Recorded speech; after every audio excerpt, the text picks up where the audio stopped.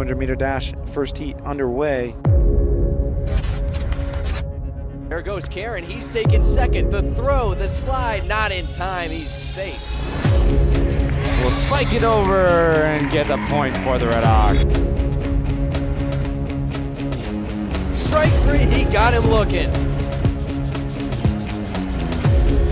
And that'll be another point for the Red Hawks.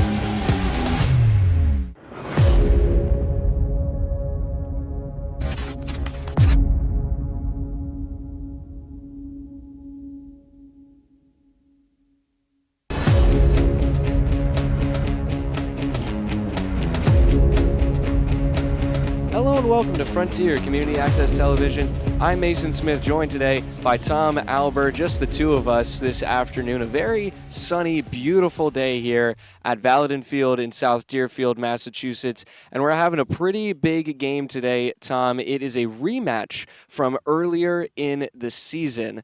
And it ultimately is the league championship game for the Suburban West League here in South Deerfield. It's the Frontier Red Hawks at home facing off against the visiting Pioneer Valley Panthers. Now, the Panthers, some of our viewers who watched during the winter season remember the Panthers for being undefeated in their boys basketball regular season. They actually went on to win their Division V state championship title this year. So a huge congratulations to them. We never really got to say that when we were covering basketball this year, but we also mention it because one of the players on that title team, Alex McClelland, one of the star players, I might add, is on the Panthers baseball team here today. He's going to be starting shortstop this afternoon.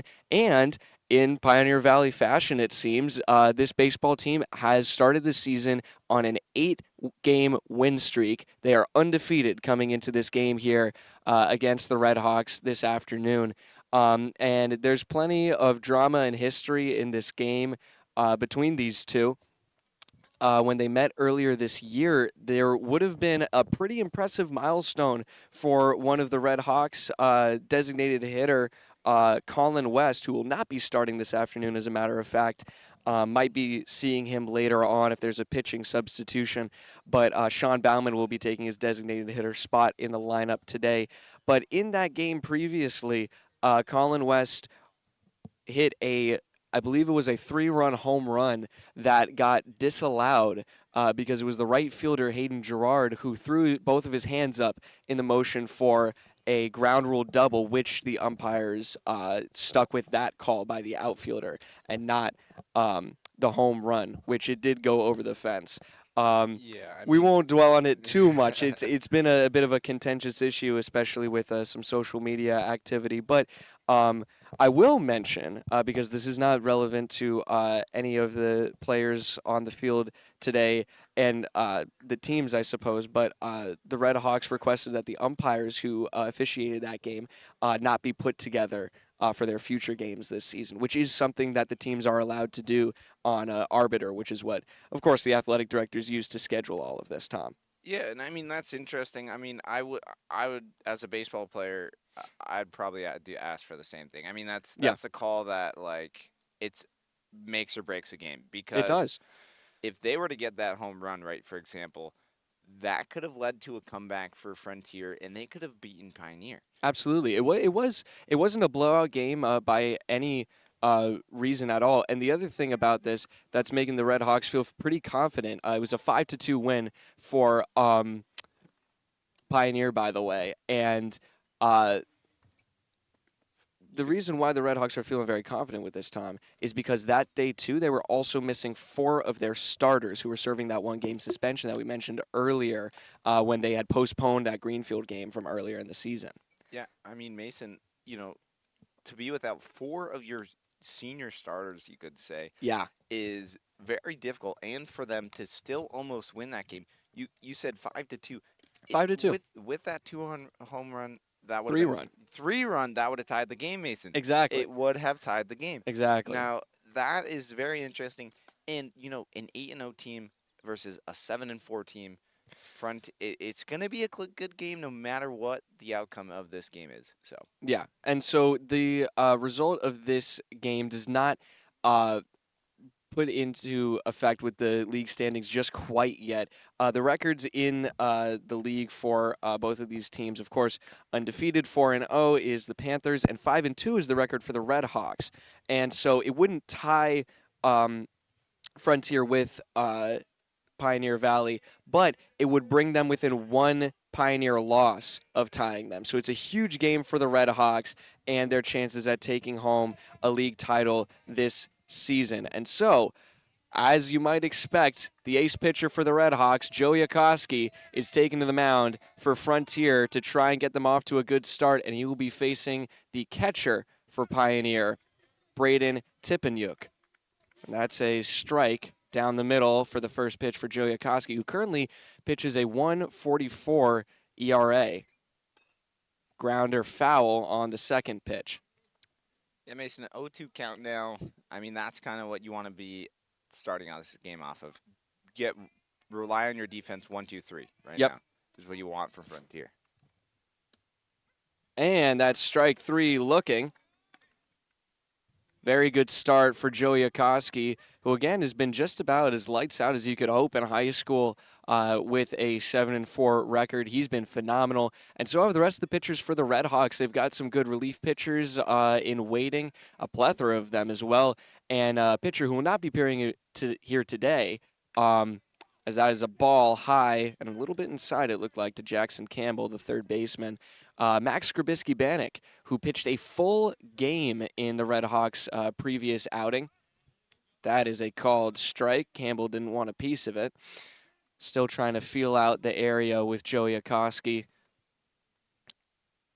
Delivery here will be a little high for ball two, a 2-1 count. And Yakoski, Tom, actually, we can't say, I don't know if you can say a full game, but he effectively did. They didn't get to the bottom of the seventh the last time that Frontier and Pioneer played, but he was the only pitcher for Frontier. So he pitched a full 6 innings the last time that these two teams faced up in Northfield.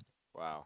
That's interesting. I mean, the fact that they only made it to 6, I mean, you know, wow. And he walks him on the second batter he faces. So a man on base for the Panthers as Alex McClelland, player we were talking about before for the basketball team, is stepping up to the plate here. Again, he will be playing shortstop when Pioneer takes to the field. And Mason, he's a lefty, so yeah, you're looking for Oppo right now. He lays down a bunt. No, doesn't go. And tag is not in time. He was a little bit too far ahead of the bag, Durso, who was trying to lay down the tag, and he had to reach back too far, it looked like, from our angle, Tom. Yeah, good job by Caden James throwing it down to second there, and he, you know, now there's a guy in scoring position, so yeah, if you're on the bump today, you got to be careful. Any run that matters. So. And that is a well-hit ball. Going to go out to center field. Ben Karen underneath it, tagging up, and Campbell takes off. And now will hold up as a strong throw from Karen goes into third. So it'll be a fly out to center field into the glove of Ben Karen, and some good fielding as well, a good throw to hold the runner at second. I mean, Mason, that was a huge play by Ben Karen. He got that out, which that's what you want, and you held the runner up at second. So called strike one on Ethan Quinn, the second baseman. Funnily enough, there's 2 Ethans on this team batting right next to each other. Ethan Quinn, then on deck right now is Ethan Mate. I do like the pink bat, though. So. I do like that, yeah. So that will be a ball a little high. Yeah, Mason, my apologies to the viewers at home if you're watching this back. I do have really bad allergies, so that's why my voice sounds like a little scruffy. Line drive, center field, Karen underneath, and he makes the grab for the third out. That will retire the side. Top of the first is over. We'll go into the bottom of the first. Leadoff hitters today for the Red Hawks are going to be Jack Cusson, your second baseman, Ben Karen in center field, and Brady Pareda, the left fielder. And before we go to a break, we'd like to take a moment to thank our sponsors here at FCAT Sports. Albert Hearing Services in Greenfield, Massachusetts. Give them a call at 413-774-0100. That's 413-774-0100. Bard Ceilings in Greenfield. Holiday Pizza, the official pizza of FCAT Sports. We were talking about getting some later. The Sugarloaf Hair Studio, the official hair studio of FCAT Sports. Gilmore Farrell Insurance. and is it Terrazas? I can never remember. Yes, Terrazas. It's Terrazas. Terrazas at Greenfield Country Club. I never was briefed on how to pronounce that. And Zach's Barbecue right here in South Deerfield, Massachusetts. I might get some Zach's tomorrow before we do softball. If we get this up in time, this is a reminder. Softball against Greenfield at home here for Frontier. That's another big game. I think that they actually lost to Greenfield last time that they played them. Me, Logan Walkowitz, and my good friend Sarah, we went and tried to cover that game. Yeah. It's very difficult without Kevin Murphy or Ben Roberts, which guess who will be there? Ben Roberts is coming back. That's the other thing. I almost forgot. Yep. So we miss him. We'll have the whole squad. Today it was unfortunate. This is a really good baseball game to cover, Mason, and it's just me and you. So I'm glad you were like, let's do it, and I'm like, okay, I'll figure it out. Yeah, I mean, we haven't been able to cover as many baseball games as we wanted to, and schedule's starting to free up as the year comes to a close, and so turning back to the game here at hand, we have on the mound for the Panthers, number 3, Jackson Glazier, and I'm not sure. The name rings a bell, so I want to say that we saw him earlier in the year, maybe on the basketball team. I know from talking to my buddy Alex, different Alex than who's on the team. Yeah. I saw these kids, some of them, I could recognize them from the basketball team because I watched Pioneer win that state championship. Yeah, I didn't get to go out there myself. It was exciting, and I actually did run a camera. So that's why really? they have 2. Yeah, I did. Oh. I helped B&T broadcast out, and awesome. It's nice because when you're in this field, Mason, you work hard. But let's go back to the game. Yeah. So coming up to bat here, the leadoff hitter for the Red Hawks this afternoon is Jack Cusson, the second baseman. Very sunny out here today. The sun setting in a while, just about in right field, maybe right along the foul line if you're at the right angle, as a check swing is laid down by Jack Cusson. The ball was very high, right about at eye level for him for ball 1. Glazier ready for his second delivery of the game, and that will land in the strike zone. 1-1 the count against Cusson. And we have 2 Tippanyuks on the field this afternoon for Pioneer. Braden Tippanyuk, the catcher, who catches a ball there as it's a 2-1 count, and the first baseman, Evan Tippanyuk. Yes, they are brothers. I talked to Braden before the game about it. And Braden, the catcher, wears number 5. It's now a 3-1 count. His brother, Evan, wears 55. So a little fun brotherly love out on the field this afternoon for Pioneer. And speaking of brothers, I just visited mine in Utah, so about 2,000-something plus miles away. Geez. So. That will be a called strike. We'll find ourselves at a full count in the first at-bat for Frontier. First plate appearance that Jackson Glazier will pitch to. Payoff pitch on its way from Glazier. Swing and a drive out to right field underneath it, and the one-handed grab is made by Hayden Gerard out in right field. Yeah, Mason, so 1 up, 1 down, and now you're going to go to, is it Ben Karen? Ben Karen up to bat. He moved down from his leadoff spot a few games ago, but it's been working pretty well for the Red Hawks. Cusson's a pretty reliable hitter. He can get on base, and he's fast. And on top of that, Ben Karen, also a very fast base runner, leads the team in stolen bases as he will hack one over to the third base line. Fielded, off-balance throw, the splits, and he got him. Wow. Oh, impressive infield play from the Panthers.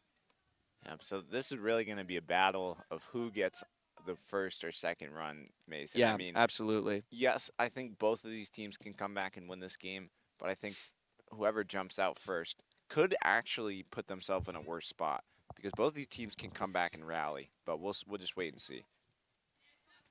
Definitely going to be a very close game by all accounts, as that will be a ball to Brady Pareda. We apologize for the lack of stats today. I'm actually in the middle of catching up the team on stats, as that will be a strike off of no swing from Pareda. I think I got 4 games to go. I'm running the game changer for them, I guess, in post-production, you could say. Cam Skiffington in the dugouts in charge of what's happening here today. As that one dropped into the strike zone. Looked like a changeup. Pitcher definitely some pretty serious drop on it at the end. But Yeah, Mason, 1-2 count, so good hit, pitcher's count. So sorry. Breda takes a hack at it, and he stays alive off of a foul tip. But as I was saying, I mean, I've been going through the books pitch by pitch, Tom. It's been a good amount of work, but Jeez, buddy. Hey, listen. I want to know how good Ben Caron's batting right now. that's a lot of work. Hey, May 30th, you're done. So Actually, well, a little earlier than that, as that's a ball really? delivered. I suppose, I mean, I'll be doing this here until the Yeah. postseason is done for our the 3 teams we follow mostly. yeah, I mean, And I think we'll try and get a tennis for their senior night, as that will be the inning. 3 up, 3 down for the Red Hawks as Pareda goes around on a 2-2 pitch from Jackson Glazier. So, no score after the end of the first inning. The Red Hawks will take back to the field and try and match the impressive defensive effort from the Panthers that they just put up in the bottom of the first to keep themselves in this game. Hakoski back on the mound for this top of the second that is on its way in just a few moments. We'll be right back. You're watching Frontier Community Access Television.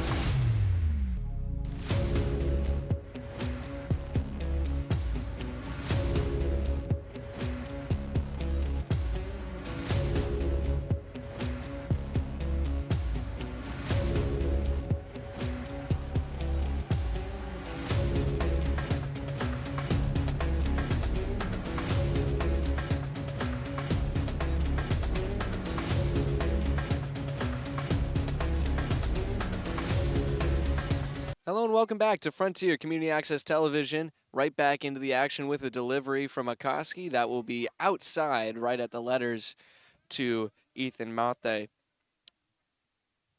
I think that's how you pronounce his name. I'll have to check. His dad stopped by, and he's right over there, so I'll ask him between innings. As he will pop one up, staying just out of the infield, but Cusson is back for the grab and the first out. Only 2 pitches in, and already 1 out gone for the Red Hawks, as Evan Tippanyuk, the first baseman, will come up to bat after his brother, the catcher, Braden, led off in the first inning for the Panthers. He struck out on 3 pitches, and this one will be popped up foul. Looks like it'll go over the backstop, and it does for the first strike on Evan Tippanyuk. And Mason, so it's really interesting. Like, I mean, in both of our positions, it's just me and you today. And Yeah. I'm doing triple duty, which is very challenging. So, hopefully people enjoy we're here to cover it. So We got a few compliments before the game, which we always appreciate. I swear, every spring season people appreciate it more and more. So Yeah, as this one will be popped up foul. Looks like it won't stay in play over the heads of the spectators. Oh, it went off a tree. ooh, Went off the tree. It could have hit a car, but yeah, I think it was Turner's the last game me and you covered together, yeah. softball, and there were balls that were getting hit into the neighbors. Yeah, I remember that. Backyards. It's not a good spot for them, as Tippanyuk thought about going, but he didn't go around. Didn't even check swing, as a matter of fact. Flinched just a little bit, and it will be a 2-2 count as that pitch was a ball. Now a delivery low from Hakoski. Full count. First full count of Hakoski's afternoon on the mound. The payoff pitch is on its way. Swing, and he got him. Strike 3. 2 down for the Red Hawks after 2 batters up. Now it will be Ben Werner who also was on the basketball team. Great player. I love the way that he played, Tom. He was solely focused on defense, and I loved that. And to be honest, Mason, for their basketball team, that's why they won. Yeah, it seriously was. So that's going to be popped up, foul territory, and a tough look from Ben Warner as we were giving him some credit for the basketball season. He goes down on the first pitch. 1-2-3 for the Red Hawks after the Panthers went 1-2-3 in their previous half inning. And before that, in the first half inning, we saw it was only 4 batters that we faced in an inning. So it's really going to have to be just who's going to get things going first with their bats and cause the fielders to create some errors, Tom. Yeah, I think you're totally right, Mason. I mean, honestly, like I said earlier, this game is just who's going to get that first run. Yeah. I mean, it could come down to that, but I also think, like, whoever gets this first run, you got to be careful because both these teams are very good. And just whoever gets to that pitcher first, and honestly, Mason, I would not be surprised, and this is what I would do if I was a coach. After your pitcher faces these batters twice, maybe get into a third time, but once you do that, these players will start to get a hold of the ball. Yeah, I mean, there's a reason why the Panthers are undefeated, and I mean, the Red Hawks have a great record as well. These are some good hitters, some great pitchers as well, but I mean, you're right, Tom, and we've talked about it a few times with baseball and softball. The batters start to learn the pitchers and what their strategy is. I mean, we're not talking about pitchers having, a 7-pitch arsenal like you might see in, the major leagues. I talked to Max Krabisky-Bannock the other day before I think that was when he went out onto the mound. But I was asking him, how many pitches do you have, Max? And he said 4. He's got 4 pitches that he has, and he's happy with that. He only throws one kind of fastball, he told me. Wow, that's interesting. Yeah. He told me because he said, I used to have the other one, but I lost it a while ago, and I don't want to work back to it. So that's so funny. That's the way it is. That sounds like something Max would say. Yeah. His brother Liam, I think Liam. They're going to college together now. Wow, Max is going to the same college as his brother Liam. They wear the same number. Both wearing 22 here for Frontier. But Liam graduated 2 years ago, I think, now. It's a check swing from Caden James, the leadoff hitter, in this bottom of the second will be a strike regardless. It didn't look like he went around. But Caden in the 4 spot today, so cleanup hitter. Maybe can get things going for him. Always a strong hitter for the Red Hawks, but now he's down on an 0-2 count.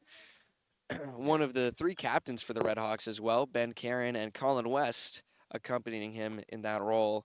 I don't think that Ben Karen was a football captain. That will get past Tippin Yook behind the plate for ball 1. But I know that West and James were both captains. I don't think that Karen was, but they all played football together in the fall. I have no idea because I never did a single football game. That's fair. I did soccer games, and I had class as James strikes out there, Mason. Big cut from him. Couldn't expect much less, as we'll see Braden Dion, who just got the 3rd out in the previous, or not the previous inning, the top of the second in foul territory. Yeah, I mean, another thing, too, is I think as this game goes on, Mason, defensively, you need those motivation pep talks to make you go into a good offense. I mean, that's sometimes all it takes, but this pitching for both teams so far has been really good, Mason. Absolutely, and you're talking about that right now at a great time. That was a beautiful off-speed from Jackson Glazier. Dion knew it just as he was about 3/4 of the way through his swing. That will be strike 2. Came in a little bit lower than Dion expected, and he didn't want to swing at it. No one on, 1 away off of a strikeout swinging. And now an 0-2 count for Braden Dion.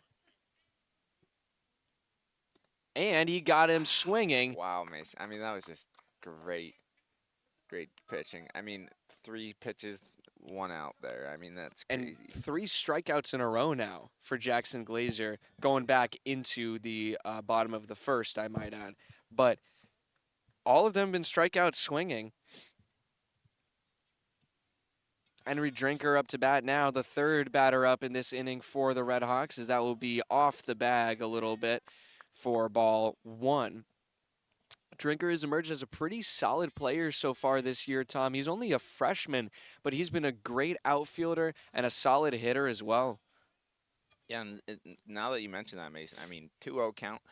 What you look for in that count is, is he going to throw a strike here? I want to look at what he's gonna throw, and maybe next time I'll swing. But you can swing on a 2-0 count, so Yeah. we'll see what he does. But Drinker had looked over to his coach, Chris Williams, for the sign, the delivery, and it's high. 3-0 batters count for Henry Drinker, looking to be the first runner on base for the Red Hawks. and Mason, I wouldn't be surprised if we see gas straight down the middle here. Not at all. Here's the delivery from Glazier, and it was a lot of speed on it, but he walks him. So after striking a man out in 3 pitches, he'll walk the next batter up in just 4. So now it will be the designated hitter who's had a lot of success recently, Sean Bauman, stepping up to the plate. He's a lefty as well, so some trouble here potentially for the right-handed pitcher checking in over at first. Might throw a pickoff. In this situation, you want Sean Bauman up to bat. Want to know why, Mason? Why? He has had 2 older brothers go through this program. That would be That's true. Kevin Bauman and Brian Bauman. And Sean's a junior, so. And they got him on the pickoff attempt. Drinker took too big of a lead, and that was some great reflexes from Jackson Glazier. So we will see Sean Bauman starting off for the Red Hawks in the bottom of the 3rd, even though he was just up to bat. I don't think we've really had that happen so far this year. Only reason why I mentioned that. That's happened to when I played baseball. That's happened to me, but like that's just. It's unfortunate, really, when that happens because what you do there in that situation, you get the walk, but you just you basically got yourself out, and it's very mind-settingly upsetting. It's very absolutely like you have to forget that just happened. It's like striking out. If you strike out, you forget about it. Go next at bat, Mason. Yeah, absolutely. And so we'll see the Red Hawks still knotted up with the Panthers in a no-score ball game here in South Deerfield. It's just been a deadlock. It's been all from the mound. I mean, there hasn't been too many balls that have really caused anyone any trouble. And we haven't seen any hits today so far. I mean, it's only into the 3rd inning right now, but things are moving fast. We've seen games go where it just takes it's taken us twice as long to get to the 3rd inning, really. And, no shade to any players at all, but it's a fast-moving game today, and that's because the pitching has been efficient and just, above par, I can say confidently. Yeah, Mason, you're right when you say that. I mean, errors, we saw what happened to a Frontier team. Yeah. They were tired, and they gave up 9 errors and lost 4-0 to Greenfield. I mean, that is a tough situation to be in, but they're defensively right now solid. Absolutely. And it starts on the mound as that will skip through the legs of Hakoski and out to center field. No one was manning second for a moment there as Karen ushered the shortstop and second baseman bat, but it was a straight ground ball right over the second base, and it will be the first hit of the ball game for Brody Welcome. Excuse me. Yep. And you know these players pretty well because is it your dad that does he teach at Turner's or Pioneer? Turner's. But I do live in Northfield, so I don't doubt that I've seen plenty of these players going into school in the morning when I'm driving past on my way to Frontier. It's probably happened a few times. As a short lead is being taken off of first, a very high pitch from Hakoski now for a 2-0 count. But Brody Welcome being a little shifty on first base. Porter Hall ready for a tag if need be. Hakoski glances over. Now he delivers, and it will be a low ball 3. So the hit getting in his head, it seems. Yeah, I was about to say, Mason. I mean, the runner on number 14, the runner there, he's getting in Hakoski's head, and that's not what you want to see. I mean, you give up a hit, and you could give up a walk right now. And a pickoff attempt, not in time. Not surprisingly either, Brody Welcome, the designated hitter for the Panthers. He's hitting today for Hayden Gerard, the right fielder. Delivery will be inside, and he walks him on 4 pitches. Yeah, and this is tough. I mean, honestly, if I was James right now, I'd go out and talk to guy Hakoski, calm him down a little. Yeah. You have virtually no outs. You have no outs right now. No outs. And you Two have guys on. Yeah, 2 guys on, runners on first and second. So not a good situation to be in. Yeah. That's the second walk of the day for Akoski. Now he delivers. Bunt laid down. It pops up in the air. Runners advance, and the out is made at first. So now 1 out down. That was Braden Tippanyuk in the lead off, or back at the top of the order, I should say. So, Mason, that's an interesting call right there. I mean, now second and third, guess what? A base hit to the outfield scores 1, maybe 2 runs. Yeah, it's a good call by the coach of the Panthers, Kevin Leupold. Didn't tell me how long he's been doing this for, but long time. Definitely, yeah, he's definitely seasoned in the game, as that will be fouled over the backstop into the woods for strike 1 on Jackson Campbell, who was walked on a 4-1 pitch count last at bat in the top of the first here. Mason, so Leupold, as you mentioned him, he actually coached under Mr. Schuschnigg. Yes, the coach for Greenfield, and I heard you mentioning that. He was like, "Hey, I remember you from Post 81." I'm like, "Thank you." You know, I mean, it's been a couple years, but baseball honestly was probably one of my favorite, if not the favorite sport for me to play. So, a delivery from Akoski, popped up foul again over the backstop. Ooh, that hit a car, as they were Mason. driving away. Wow! Yikes! That is not good. They're stopping and getting out now. Oh, man. I'm zooming in on that, Mason. That is tough. Yikes. They drove into it, too. They did. Yeah. Well, back on the field, it's a 1-2 count for Akoski. He delivers, and it's going to be a ground ball fielded by Durso. He looks over to first. Throw is in time. No, it's not. It was a close play. Looks like he got him from our angle, but he's safe at first, and a run scores. And that's all right. I mean, Mason, you know, guess what? 1 run scores, first and second. It sets, or first and third, I should say. Sets up the double play, but I have a feeling the runner on first now, he'll probably take off at any moment. Yeah. And it's Alex McClelland up now. Flew out. He's gone. And they will not throw down. They throw over to third, try to get him, but he covers himself nicely. Yeah, so that was what you call a secret play. Put second and third, and still just 1 out, Mason.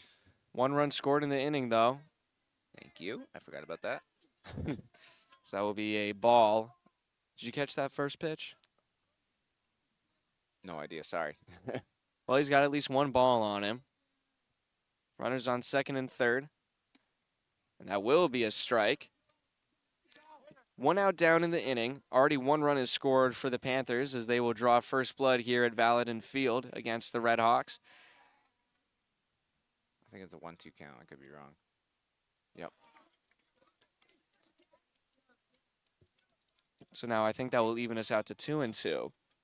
Because that first pitch must have been a ball. It was 2-2. That's what Thumb just gave. So.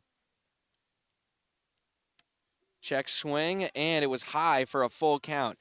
Big chance here for Alex McClelland. Yeah, Alex. I mean, I remember that name from the basketball team, and this is a big at bat right now. Yeah, he's used to the pressure.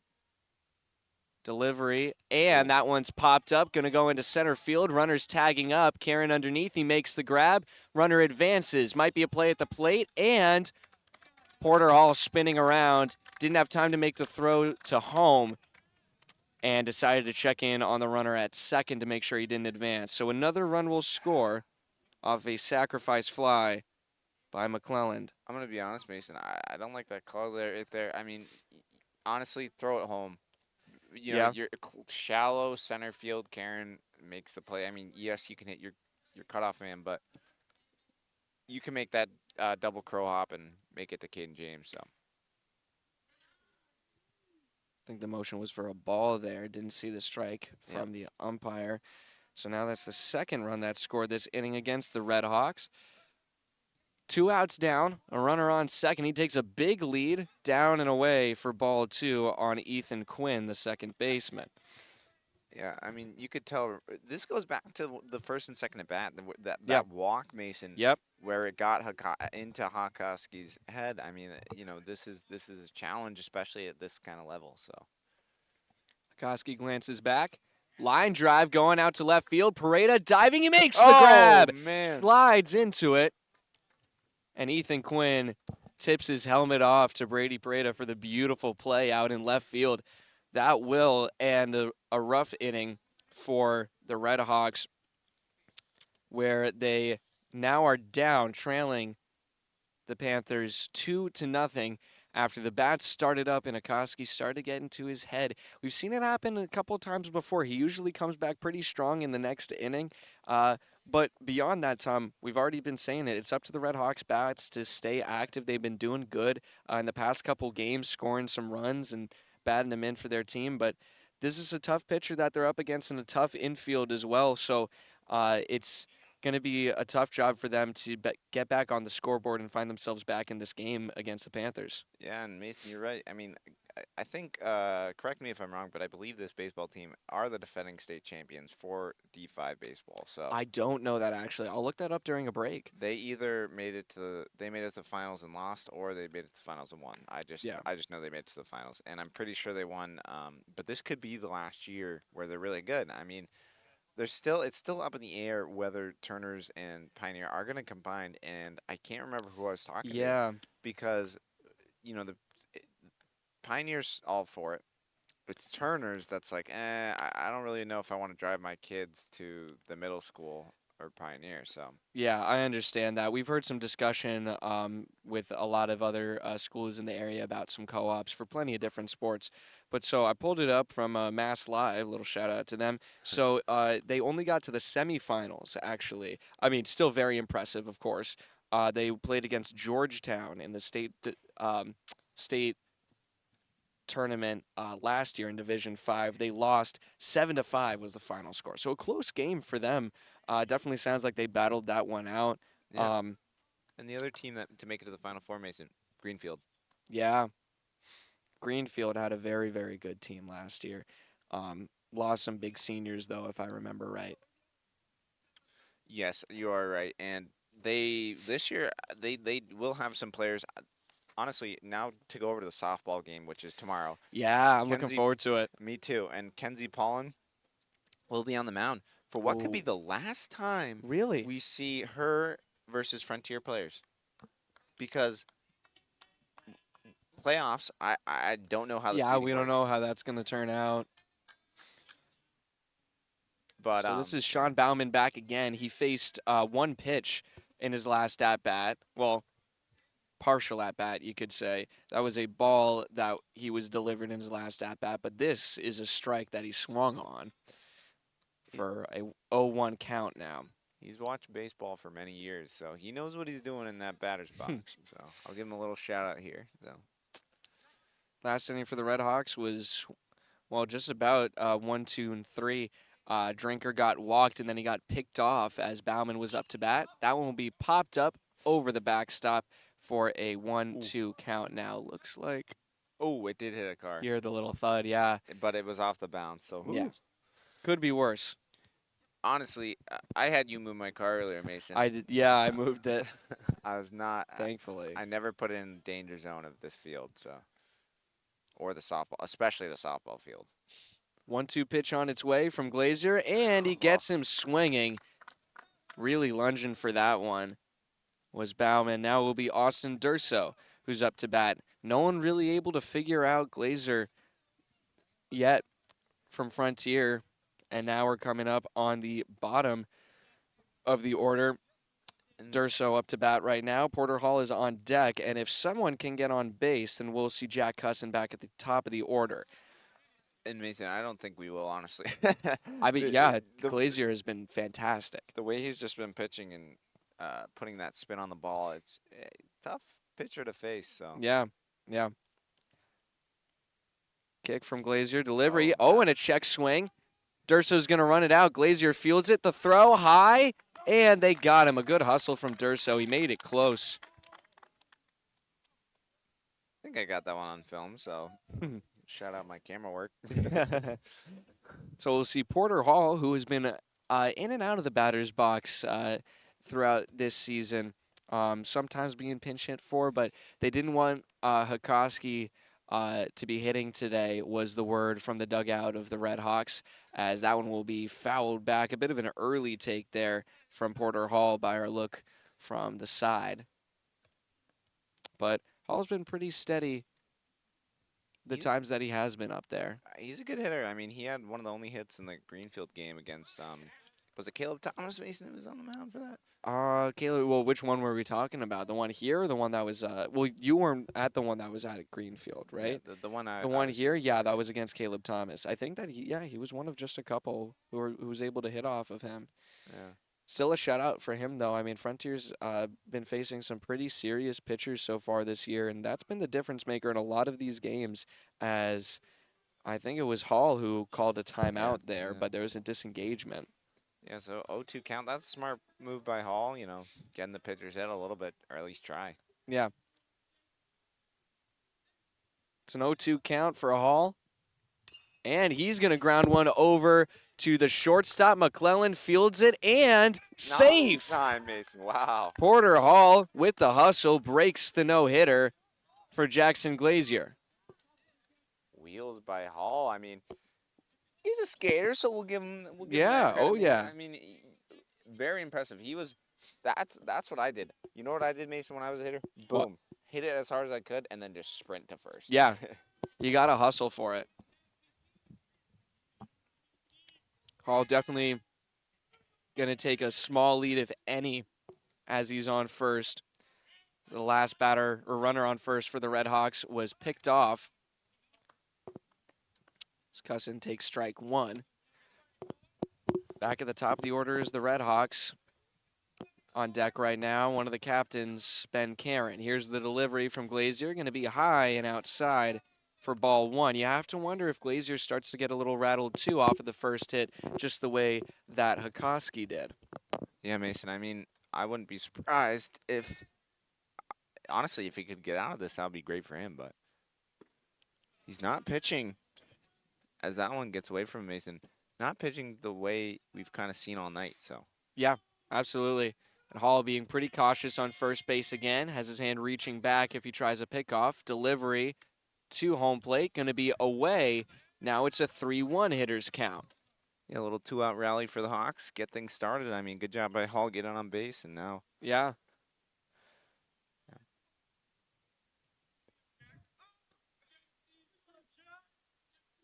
Glazier facing a 3-1 batter's count. His delivery is going to be driven past his head. Nice! Diving is McClelland, and it's a base hit for Jack Cussin out into center field. A great effort, though, from Alex McClelland.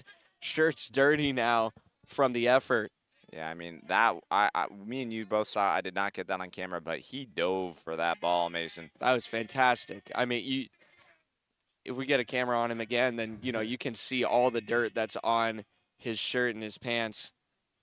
Two-out rally, Mason. This is what you want. I mean, here's Ben Karen. He put the ball in play on the first pitch last time, grounded out to third base. Let's see what he does here. He will take strike one. Not his usual approach, I'll say. He likes to take a hack at the first pitch that he sees, usually. Sometimes the best pitch you will see. So. Yeah.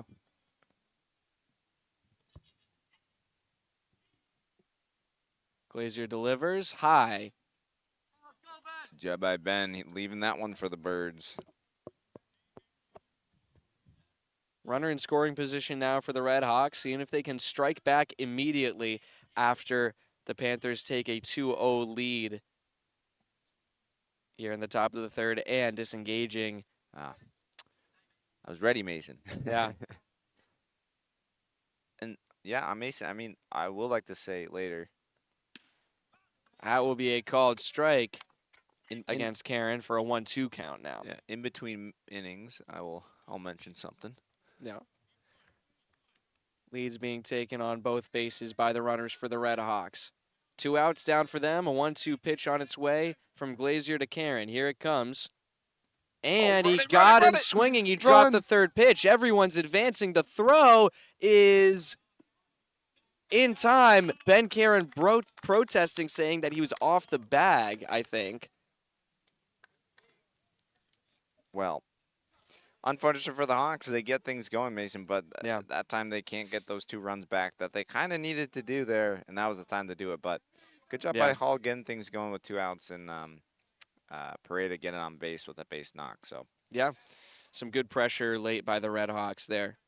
yep. And so the thing I did want to mention, Mason, Yeah. was Mason Smith has committed to what school, Mason? Would that be? Hofstra University. That's where I'll be going out in Hempstead, New York. That's on Long Island. It's a nice little place, like 25 miles from the city. So Well, it's a good spot.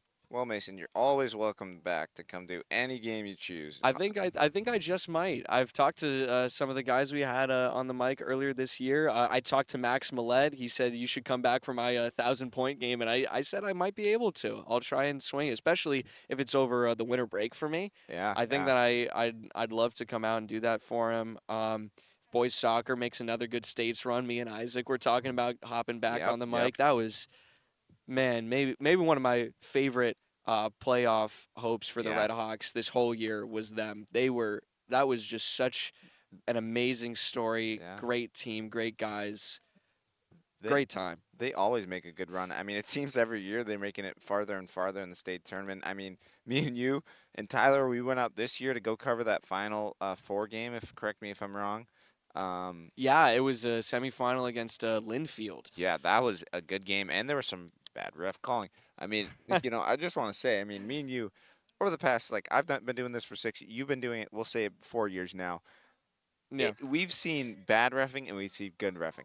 And Yeah. really, it can make or break a game, but It can. it's always in the hands of these players, no matter how bad or good the reffing is. So And how they handle it too. I mean, we talked about the way that the Red Hawks handled some umpires that they disagreed with the Colin West home run or non-home run call. As we're seeing Ethan Mate, who I'm just realizing I didn't ask about his last name, so we'll stick with that pronunciation for the time being. Apologies if it is wrong, but we saw how the Red Hawks team handled those umpires that they didn't agree with the previous Pioneer game, and that is the way to address an issue like that. You go to arbiter and you request that you don't have those umpires assigned to you again. As we see a 1-1 count for Hakoski facing off against Ethan Mate. And that one is going to be driven nicely to center field. Running to it is Karen, and it will drop in front of him, a base hit for the leadoff man, Ethan Mate. yeah, and just looking at him standing at first base, he's a tall guy. So Oh, yeah, he's a big dude. reminds me of myself, but I'm a string bean, as you'd say, Mason. Now we'll see Evan Tipanyuk, the first baseman.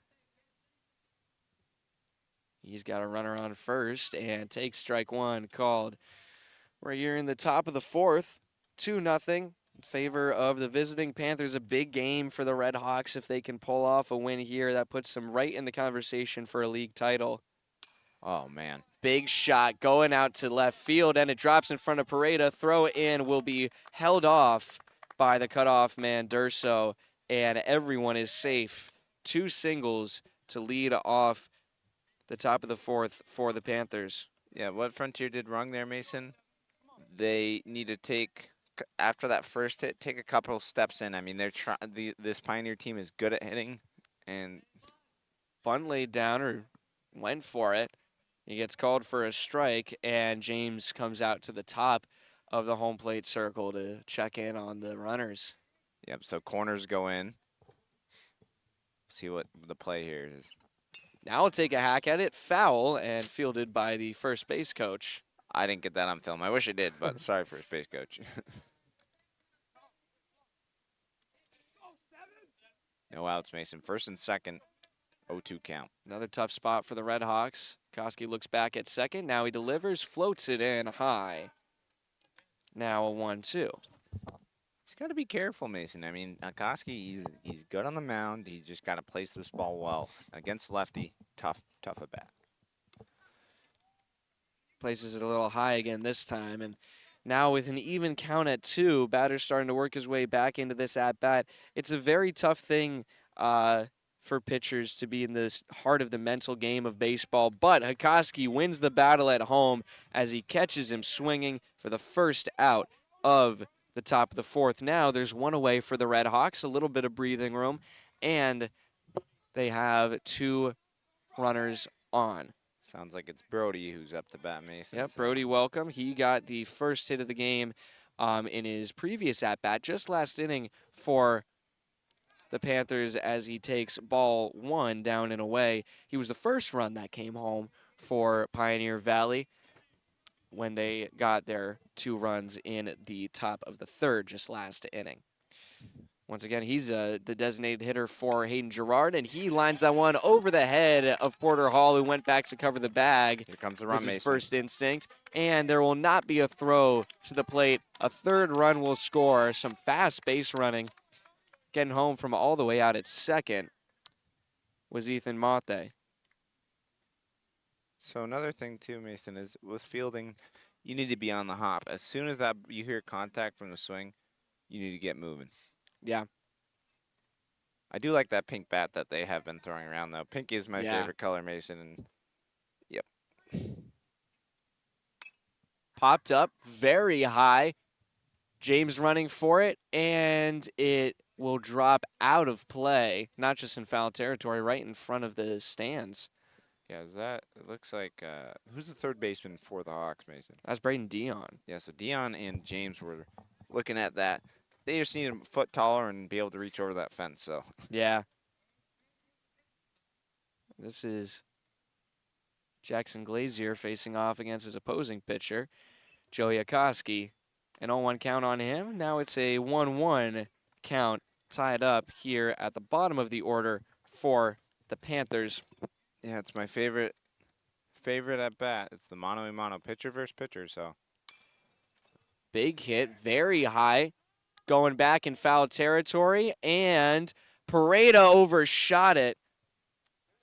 He had it there, but just came back a little bit. You could see it curving the way you might see a golf ball.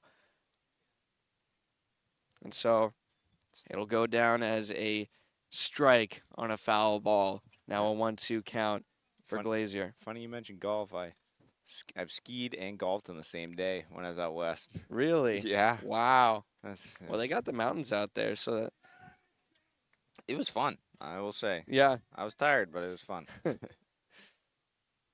Only one out for the Red Hawks. Checking in on first, high throw. A good save by Hall as James hopped up quickly, and the ball continued to elevate after the throw from James. Good job by the right fielder. I mean, you got to back that up in that situation. So Yeah. 2-2 pitch on its way. It will be a full count. Here at the bottom of the order, big pitch on its way for Joe Yakoski and the Red Hawks. They're already down 3-0 as they start to get their bats going, but they got to stay in this game and keep the runs low. But he will walk Glazier and load the bases. not good, Mason. I mean, bases loaded, and here comes Coach Williams for the Red Hawks to talk with Koski. And Not surprised about that. I mean, he's been very good all season, but we talked about the mental game and what can happen if a pitcher, especially beyond just a player, gets into his head. I mean, we saw when just a normal, well, not to say normal in any kind of negative way, but we saw several times earlier this year some players in the infield. I remember we talked about this a lot, especially with Austin Durso, the shortstop in that Greenfield game, just had a lot of errors that game. And, you know, there's some players where they can rebound from mistakes, but if you start off on a bad note, it's really hard to spin it in a positive way and get yourself back on the right track as especially a fielder, but really in any element of a game with a pace like baseball. yeah, Mason. And I mean, this is a tough 1 out, bases loaded, top of the 4th. Nice pitch. Strike one, the call against Braden Tippanyuk. Koski, I mean, you know, sometimes all you need is a pep talk from your coach, and you're right back in it. Yeah. Driven out, deep, no. center left. It drops for a base hit. Pareda fields it, looking to throw it in, and 2 runs will score. A 2 RBI single here for Braden Tippanyuk. Finally getting it in the field of play. I understand why they're undefeated, 8-0, Mason. So Yeah. I mean, honestly, 2 runs will score there. makes it 5-0 if I have the score correct. That is right. I mean, first and second, just got to forget about those runs at this point. Uh-oh. And that one will be popped up foul. Well, not even popped up. It's chipped along the third base line. And it drifts foul. Dion was all over it. So now there's just 2 runners on for Pioneer. 1 out in the books for the Red Hawks and Akoski. He delivers. Chops that one back as well. Now it's an 0-2 count for Jackson Campbell. That one looks gettable. I mean, it went right into the woods, right behind the red shed, Mason. Yeah. So, I wonder how exactly many baseballs have been hit back there. Oh, plenty, I'm sure. He'll hack that one into the field of play. Dion's underneath it, calling it at third base, and he makes the grab off of one knee. I got that one on film, so. So now 2 outs are down, and just 2 batters to go for the Red Hawks before we start repeating batters in this top of the 4th. It's been a rough inning for them, but they're holding on. 2 back-to-back rough innings. I mean, Mason, they tried to get back in it with the bat, but yeah, I mean it's been tough for Akoski. You can definitely see why he might be getting his head about this, and the play's suffering because of that. But he delivers here, gets him to take the bait on a nice, looked like a breaking ball. There was plenty of motion at the end of the pitch. Looked like it dropped down, but you got to think after Coach Williams, and now stealing. Throw to second, and the ball skipped away from Durso. It looked like it might have been helped out with a collision. Yeah. But both runners steal their respective bases. Rough, Mason. Very rough situation there, and I think that was a ball, so 1-1 count. Yeah. I believe. Nope, 2-1. 2-1. But, hey, what can you do, Mason? That one is going to be grounded sharply. A nice field right there, and the third out is made by Jack Cusson at second base. And so that will finally end another rough inning for the Red Hawks.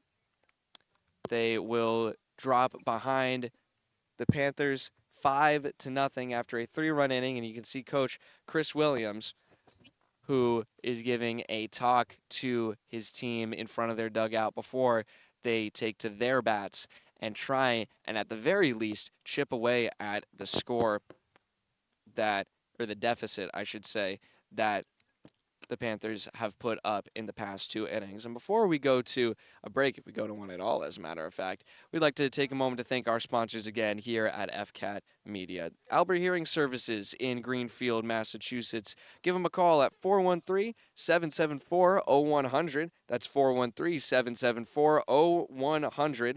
Holiday Pizza, the official pizza of FCAT Sports.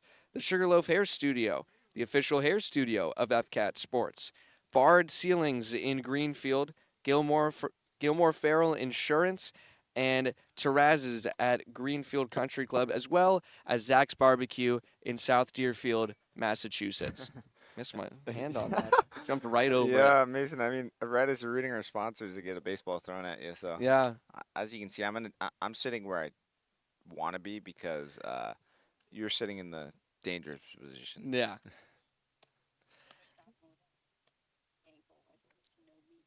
Right. Oh, it's a tough place to be. I mean, we've had a few balls come our way, both from hits and from missed throws. More missed throws, honestly. I mean, you heard about the Greenfield game where when I got did, hit, yeah. I got hit almost twice, and 2 minutes before I was about to go live, Mason. Yeah. Our audio got shreked. So.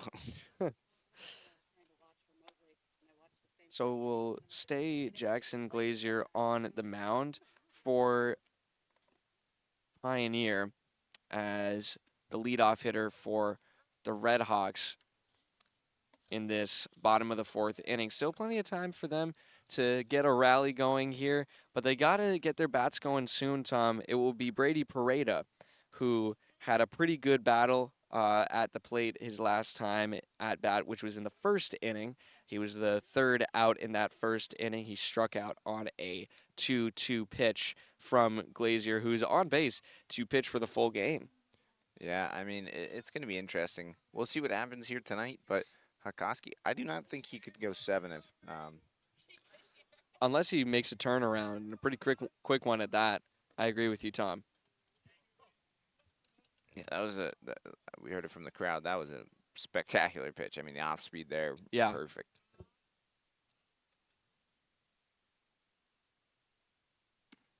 High for ball 1.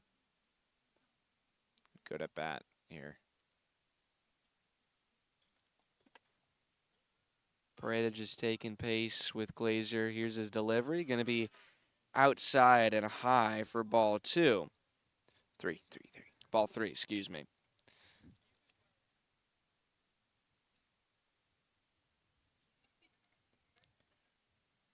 Payoff pitch coming in here, Mason. Pareda waiting in the box. The kick, the delivery, and that will be a strike. Yeah, Keeping Glazier in the at-bat here. he's got to work all the way back, Mason. 3-1 count now. Outside, and he walks him. Yeah, Pareda, smart move by him, waiting for his pitch to come. Yeah. Good battle. Very good. Now we see Caden James up to bat. He was also a victim of one of Glazier's strikeouts earlier in the game. His first up to bat was, his first at bat was in the bottom of the 2nd inning. Pareda got to be careful on first. We already saw the pickoff attempt work once before for the Panthers. He did get a sign from his coach, so. Bunt faked by James. It's a ball. The call from the home plate umpire, and he definitely showed bunt pullback pretty quickly, though. He didn't want it to be that high. Nope.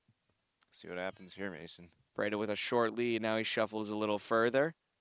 And further still, here's the delivery to James. He takes a big hack, throw to first, not in time as Pareda scurries back to the plate. I will say, Mason, they're in his head, so. Yeah. But the infield's doing a good job of managing the runners of the Red Hawks so far. They've had 2 hits so far this afternoon. Now a pickoff attempt. Not in time. Pareda was on top of that one. Yep, and Pareda's he's got at least another step or 2, and as his coach, he's saying, go wider. Glazier's delivery.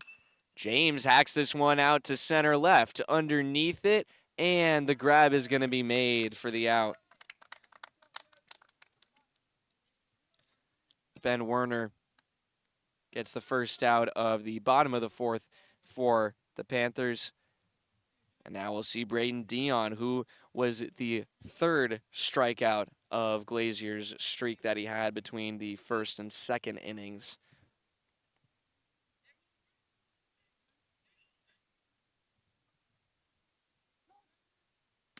Big cut. Pareda's going. Throw. Not in time. It got past him, but covered up by the shortstop. Yeah, it actually hit off his leg, Mason. So. I think it did, yeah. Good job by Pareda. Good heads-up base running with 1 gone here. So. And you got to appreciate the take from Dion sacrificing a strike as well. He tried to put it in play also, but also makes it a little more difficult for the catcher to pop up, as that will be a high pitch for ball 1. I should mention that, Mason, I don't know what reminded me of it, but Southwick is facing the softball team today in Southwick, so we'll see how that game goes. Frontier should win that game, but you never know. So, and May 13th. Oh, big swing taken. Ball gets past the catcher, and Pareda's going to take 3rd. May 13th, Mason. It's me and your favorite event. Guess what it is? Which one is that? Against Greenfield. It's over in that direction. To the right of us. Against Greenfield. Track. Oh, it's the track. Oh, boy. How lucky we are. Yep. Ready for a 3-4 hour track meet. So. Well, a runner on 3rd for the Red Hawks. Pareda taking a bit of a lead. Here comes Dion's hit out to center field. Pareda's going to tag up, and a runner's going to come home. Mason. No, he dropped it. He dropped it. Dion is safe at first. On the transfer, he dropped it, so. See what the umps We're going to see a call. little confusion here. We this saw is the ball crazy. drop. This is going to be a big call here. Now there's time called by the home plate umpire. They're going to talk it over. A run definitely scores for the Red Hawks. Yeah, Mason, you do have to hold. You have to hold the ball. You can't lose it on the transfer. And there you can't. So what happened there, Mason? He caught it, right? Yeah. And when he moved the hand to his ball, he dropped it. And that's an error on the fielder. Yeah, unfortunately for him. I mean, you can understand and see their case for sure, but that's the call from the umpires. So, and I'll say correct call. So, definitely works out in the favor of the Red Hawks. Dion on first, big lead. And Big- it was a sorry, Mason. ball, I believe. That was the call. Yeah, big. Oh, I did want to mention real quick. Big fan section tonight. So. Oh, yeah, big game. Everyone knows it. A lot of people showed up, plenty of students. Inside, and Drinker's not going to like that call. Strike one against him to even it out as he dodged away from the pitch a little bit.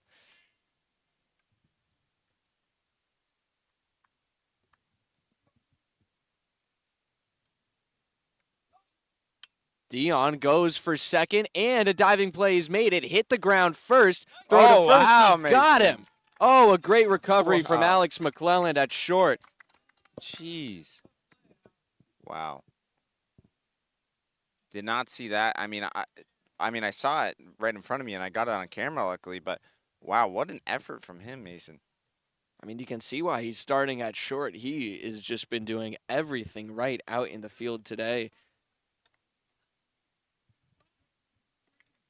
So now that will be 2 outs gone for the Red Hawks. Runner in scoring position. That will be down and inside against Bauman for ball 1. And again, 2 outs, Mason. Just like you said, runner on second. I want Sean Bauman at the plate. Yeah. Designated hitter for Joe Yakoski. Takes a check swing for ball 2. Some quick motion there. It's good to see Shawnee at the plate. So I've yet to see that on the season in my eyes. So Yeah. We saw him in the batter's box against Greenfield when it was an away game for Frontier. Looking back at second, now Glazier delivers. Ball 3, hasn't thrown a strike so far this at-bat to Bauman. And he's got the no swing call from coach. So big pitch coming. I mean, it's either a walk or you have to pitch to him again. Dion would be happy to take a base on a wild pitch or a pass ball. Taking a short lead, back on second. And now Glazier disengages. Sean's in his head a little bit. Or I should say, The dugout for Frontier, they've been that getting pretty dugout, loud. yeah, I mean, And a strike and a clutch moment here for Glazier, giving himself an extra moment to breathe, and he delivers to Bauman. Now a 3-1 batter's count. Shorter lead for Dion. That one's going to be popped up, foul into the parking lot. oh, Yikes. that's like 3 cars today. Yeah. Now this is just about as huge as it can get this early in the game. Full count, 2 outs. Runner on second for the Red Hawks. Already got 1 run so far this inning. Big chance for them if Bauman can put it in play or walk. Here's the payoff pitch. He walks him. Shawnee Bauman on base in a clutch situation, Mason. As the dugout saying they love his eyes, so. Now we're having a little mound visit. Shortstop and catcher coming out to talk to Glazier. I will say, Mason, I do love Frontier's chirps. That nothing's changed. So Yeah, that's true. That's true. And a little discussion between the batters who are waiting in the wings here for Frontier.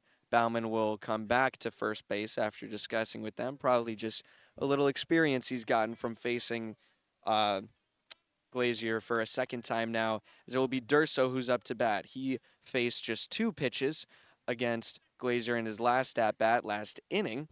And on that second pitch, he grounded back to Glazier, who threw it over to first for the out. And now Glazier throws a ball low on the first pitch. Frontier needs these runs, Mason. Badly. Down 5-1 right now. Throwing back to first, and no one was in position to make a tag, but Bauman slides back in safely regardless.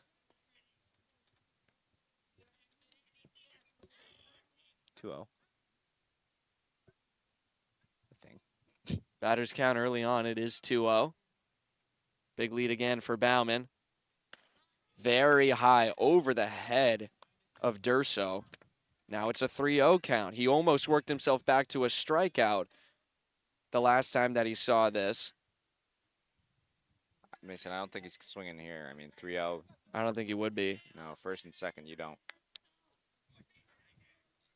Big pitch for Glazier on its way. And once again, he pitches 3 balls, and then he nails a strike right in the middle of the zone. I mean, it's just unfortunate because that's the best. That's the best strike you're gonna see. So. And now he works himself back in the same way. Full count again in back-to-back plate appearances. That was too high, Mason. High cheese. Definitely too high. Gotta lay off those ones. Runners on first and second, 2 outs, a full count, and a payoff pitch to Austin Durso on its way. And now he's going to throw over to second, which is not in time. Yeah, listen to our dugout, Mason. So They like to get loud. They do. loud and proud. Leads being taken by both runners.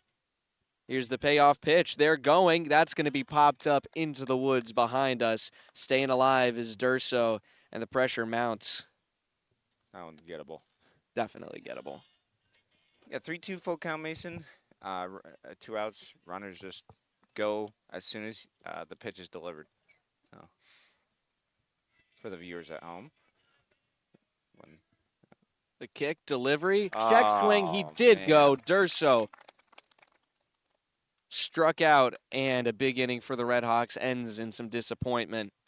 But they will cash in 1 run to get themselves on the chalkboard here this afternoon against the undefeated Panthers of Pioneer Valley. Hakoski will go back out to the mound. We'll be keeping an eye out and see if there will be any warm-ups happening for some Frontier pitchers potentially. But for the time being, Hakoski warming up, back out on the bump as he tries to defend a 4-run deficit for the Redhawks to try and get them back into this game. The bats have started warming up a little bit, Tom, but the defense needs to start showing up a little bit more the way it was in the first 2 innings of the game. When we come back after a quick break, it will be the top of the 5th here at Valadin Field as the sun has started to decline a little bit here in South Deerfield. Still a very sunny day. Great day for a ball game. 5-1 the score right now in favor of the Panthers. You're watching Frontier Community Access Television.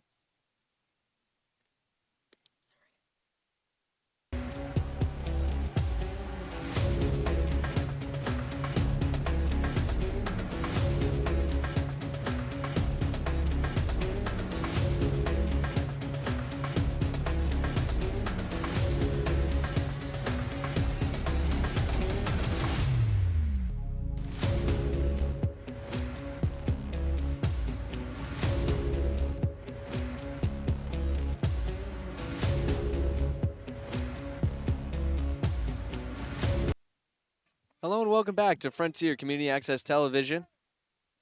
1 pitch gone already to Ethan Quinn as Hakoski faces off against him, as that was high and inside. Dodging away from it was Ethan Quinn. Didn't catch that first pitch, Tom, as we were starting to get ready. Did you see the call? We'll see eventually. We'll figure it out. Yeah. That one is lined sharply. Karen is back to it, tracking back. Oh, he makes the grab. My goodness, Ben, Karen. Jeez. Another great play on Ethan Quinn. That's the 3rd time he's been up, 3rd time he's gotten out on a miraculous play in the outfield. Well, actually, I'll say 2nd time because the first out that he had to Karen in center field was nothing too sparkly, but that was a fantastic grab. And before, that was the diving catch that was made, or sliding catch that was made by Pareda in left field.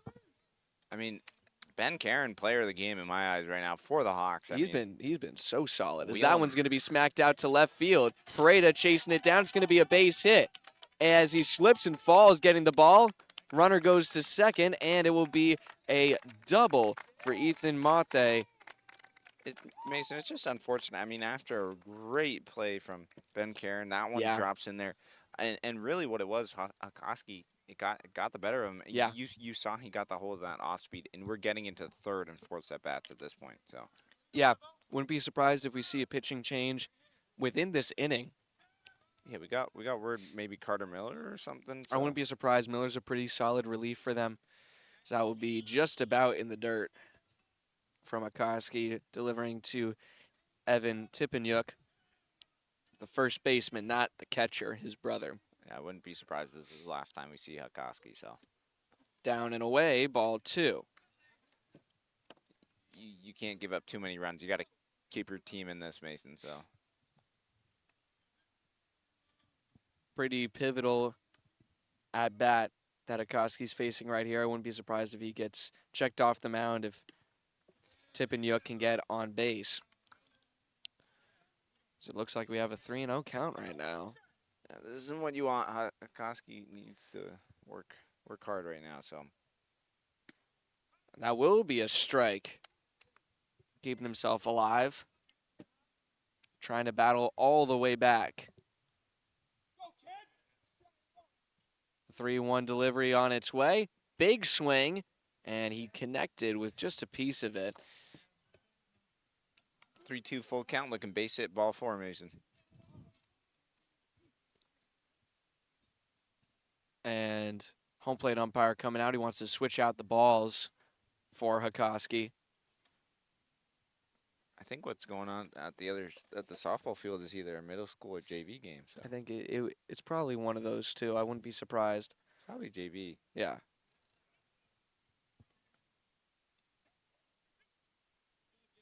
So here we go. Full count. 1 out already down for the Red Hawks and a runner on second. Here's the payoff pitch. Going to be high, and he walks him. And out comes Coach Williams to the mound. And that might be the last we'll see of Joey Akoski this afternoon. After a great start that he had, faced 7 batters in 2 innings. It just started going downhill after he got hit it. He got his first hit against him by Brody Welcome in the leadoff spot in the top of the 3rd, just on the second pitch of that at-bat as well, and then walked a guy right afterwards. And those ended up being the first 2 runs of the game for the Panthers. So we will take a quick break as the next pitcher for the Red Hawks warms up. It's Carter Miller taking the mound. He's been the relief guy for a few games for the Red Hawks here, and so he'll throw a few warm-up pitches on the mound as the infielders and batters converse with each other. We'll be back in a few moments. You're watching Frontier Community Access Television.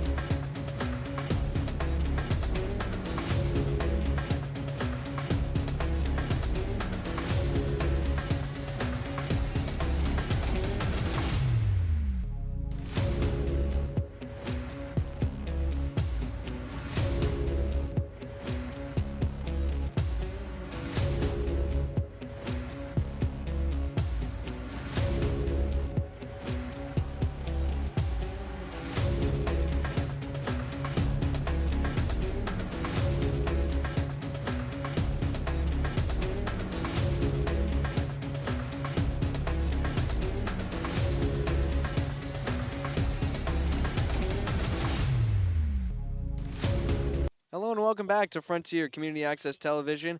Carter Miller on the mound now for the Red Hawks, and he gets hit on immediately. Might be a double play here. Durso won't get the throw off to first in time, but the runner on second is out.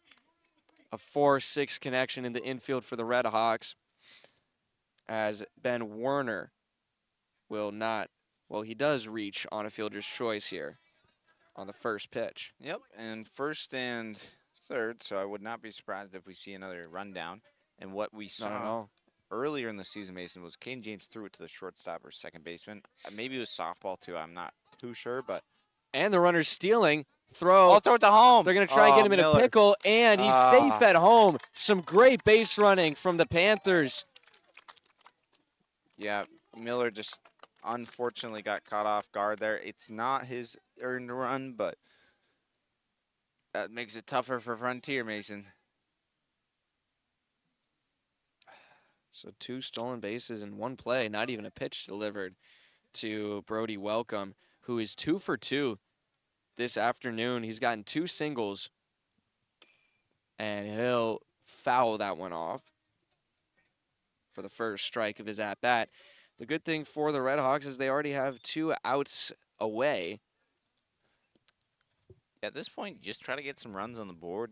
You know, I mean, you have a couple innings to do so, Mason. I mean, they're down. And as I see Tyler Branoski, he's here tonight. Looks like he's heading out. So delivery and a big swing. Didn't get past Caden James, but some positive reassurance between the catcher and the pitcher after that delivery right there. Yeah. It's good to see James. He's a great leader on the team, one of the reasons why he's a captain, and he really holds the pitchers together when they get in some mental slumps like this. As Miller gets grounded back to him, and he will throw it back over to first to get the third out. And Miller, I mean, he gets the job done, but unfortunately that's something you'll talk about going into the next game. I mean, you just got to be heads up where the runners are, first and third, Mason. I mean, yeah, just got to be careful because this would be a 5-1 game or a 6-1 game. So it's a big difference for the guys coming up to bat for the Red Hawks, as it will still be Glazier back on the mound when we come back, and it will be starting at the bottom of the order for the Red Hawks. Porter Hall up to bat, and then we'll go back to the top. Jack Cusson and then Ben Karen, the next players up afterwards. That will be in just a few moments when we come back after Carter Miller has just come in to relieve Joey Akoski for the Red Hawks. 6-1 the score right now in favor of the Panthers here at Valadon Field in South Deerfield. You're watching Frontier Community Access Television.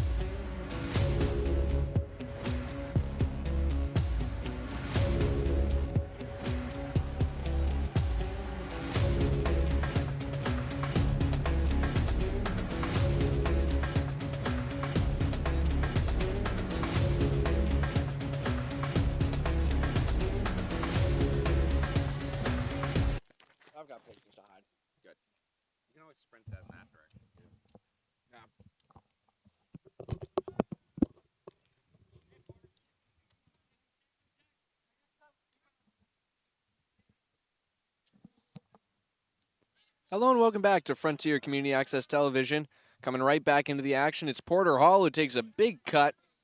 Doesn't make any contact there for strike one in his second at-bat of the day. He had a single to shortstop on a close call at first on a 0-2 pitch. And now he faces a 1-1 count against Jackson Glazier. It's a 6-1 ball game here in South Deerfield as visiting Panthers seem to be continuing their undefeated streak and look to go 2-0 on the series against the Red Hawks for this season, which would pretty much solidify their place as league champions for the Suburban West League here, with plenty of great pitching and fielding to back up their solid bats, as well as the 2-1 pitch is on its way to Hall. High, just about at eye level, and now it's a 3-1 batter's count. We're here in the bottom of the 5th, so wouldn't be surprised if we see a pitching change in the next inning or two from Pioneer as well, after we just saw one from Frontier, as that will be ball 4, and the leadoff batter is walked for the Red Hawks. So we'll go back to the top of the order. Jack Cusson, who is 1 for 2 this afternoon, got a hit on his last at bat back in the third. That was a single out to center field. We haven't seen anyone from the Red Hawks get anything more than a base hit, although we just saw our first double of the day, I believe, from Ethan Mate in just the last half inning, the top of the 5th. Cusson trying to keep his bat hot here. Has Porter Hall on first. And doesn't want the first pitch. It's called a strike anyway.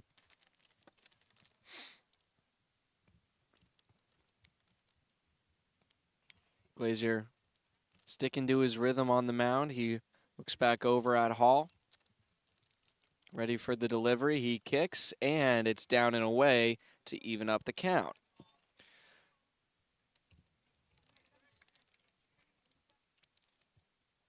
There was a chance for a moment there that we might see an identical score between these two teams from the previous time that they faced. 5-2 was the score last time in favor of Pioneer, of course. But no longer, as it's 6-1. Porter Hall taking off for second. It's going to be grounded foul, and Hall is going to have to go back to first, as it's now a 1-2 count for Jack Cusson. Mason, the idea there is it's a hit and run, so basically you want Hall to round second and take third if you can. Yeah. Aggressive play there, or play call, I should say, from Coach Williams of the Red Hawks. Hall taking a shorter lead this time. Might expect to be checked in on. And time is called by Jack Cusson, the batter, just as the delivery was about to be made by Glazier. Yeah, good call there, Mason. I mean, good job. 1-2 count. I mean, fastball or off speed here. That one's going to be grounded. A big hopper over to second. They get the out, try and turn the double play. And he's safe at first. Very close call. He was off the bag, but a good stretch by Tippanyuk regardless. Yeah, Pioneer not happy with that call, but I'll be honest, Mason, it was right in front of both me and you. Good, correct call. He was off the bag by the looks of it. So no damage done there. I mean, oh, and we got the photo evidence right in front of us. What did you say? Maybe 4 to 6 inches off. Yeah. Very fast play, though, as Karen is up to bat. He takes a strike one called against him on the first pitch. We'll see if Cusson takes off the second here, Mason. So wouldn't be surprised. It's been some aggressive base running so far this inning as Cusson dives back to first safely on a pickoff attempt.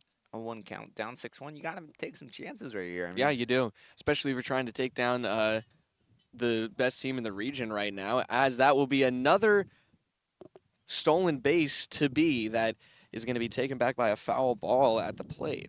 So hit and run still on for the Hawks. I mean, honestly, it's a smart move by Coach Williams, but yeah, just almost like stinks a little bit. But it does, especially since it hasn't worked out 2 times in a row now. And you had one of your players get picked off too. So yeah, that also. They should just got to be careful over there. It's an 0-2 count now to Karen, as he will take a high ball 1.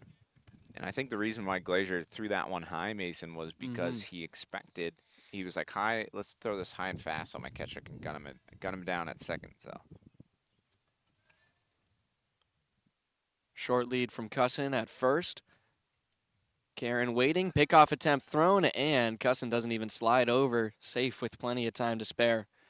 Yeah, Cusson is in Glazier's head right now, so.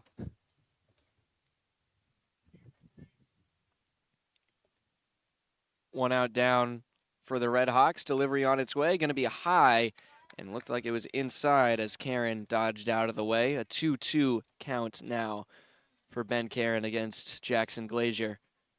Lead taken. Let Karen hit the bat here. I mean, he's a solid hitter. Hasn't gotten on base so far today. He was telling me the other day he's in a bit of a slump as he takes another one high and inside. Works his way to a full count. Big pitch on its way. He's going to swing at anything close, Mason. See if he gets any signal from Coach Williams. Think off speed, right? Think off speed, but expect the heat. Expect the fastball here.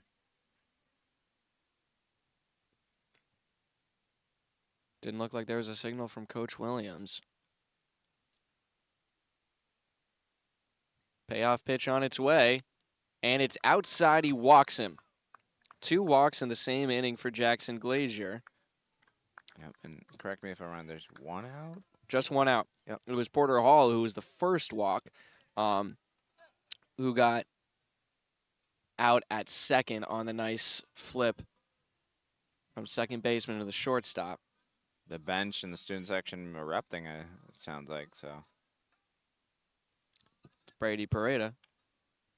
It's the Nemo thing where the Seagulls, yeah. Mine. And now we're going to boy. have a visit to the mound. That's going to fire up the dugout for sure. Everyone's coming in.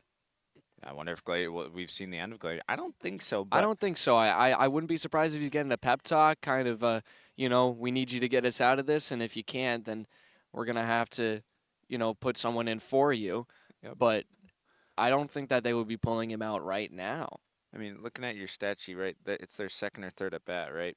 So this is the Red Hawks' fourth. Okay. Well, oh, no, I'm sorry. I thought you meant it the other way around. Yes, so this is Pareda's third. Everyone's coming up on their third at-bat against Glazier at this point. So, yeah, I mean, I think this is where you give your pitcher the talk and just say, hey, get us out of this inning, and, we'll see how you feel in between to see if we want to put you back in. But if you can't, then, we're going to have to bring a reliever in for you.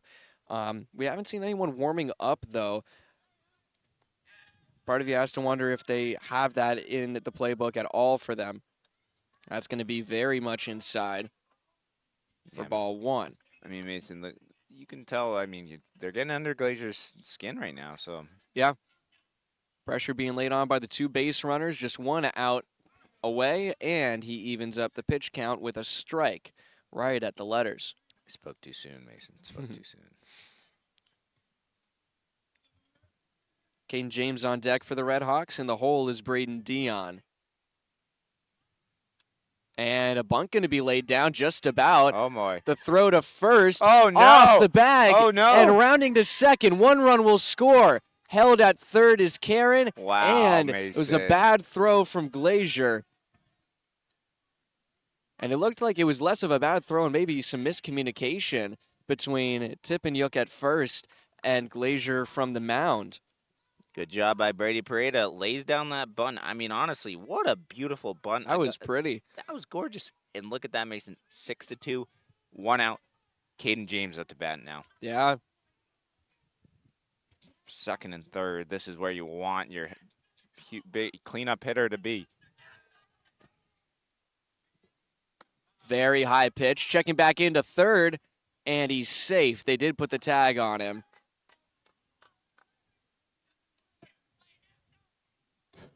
And it looked like Karen was a little shaken up after that. He receives a little tap on the chest from Campbell at third. Not sure what the call at the plate was, but I think it was a ball, but It was a ball very high over the head of James. big at bat, Mason. Very big. Oh, boy. Big hit, too. Going out to right field. Underneath it, grab is made. Runners tag up, and another one will come home for the Red Hawks. They're going to try for third, and he's out. Wow. What the heck? Oh, man. It's aggressive base running from Pareda, who's shaking his head as he goes to the dugout, receives a little fist bump from Coach Williams, so you might suspect that he called that, but That's rough. that'll be 2 runs that come home for the Red Hawks. I'm not sure if that. I think that run does count though. It does It's count. 4-6. But Mason, oh man, that was the inning to make it 5-6. It was. It really was. I mean, it's just unfortunate. It would have been 2 outs running Yeah. on second, so it's just unfortunate. But They battled back here, Mason. So They did. And so on a throw from the catcher over to the third baseman, Brady Pareto was the third out of the inning for the Red Hawks. And we'll see Carter Miller back out on the mound for Frontier as 2 runs cross the plate for the Red Hawks. They make it 3-6. I saw only 2 runs. yeah, maybe you're right. I thought we scored 2. Maybe you're right. No, I think it was only 1 because Yeah. there was the error that brought it home, and then the sacrifice fly at the end there. Yeah, you're right, Mason. For some reason I thought 2 runs scored when that We've had a couple guys picked off in the infield though, so I don't blame you too much for that one. But looking around, it looks like we aren't having any changes in the defenders for the Red Hawks besides the pitcher. James a little slow to get out as he's putting his gear back on for the catcher, and this will be eventually we'll see 1 out happen for Carter Miller, and that will be his first full inning that he's pitched. He came in after 1 out was down in the 5th inning. So we're here in the top of the 6th, and at the bottom of the order for the Panthers, Jackson Glazier going to be the leadoff hitter. Up to bat next, Braden Tippanyuk back at the top, and then Jackson Campbell, excuse me. The Red Hawks need to get their defense going and their pitching to be solid to be able to mount a serious comeback. They've chipped away at the score a little bit here as Jackson Glazier comes up to the plate to face off against Carter Miller for the first time in this game.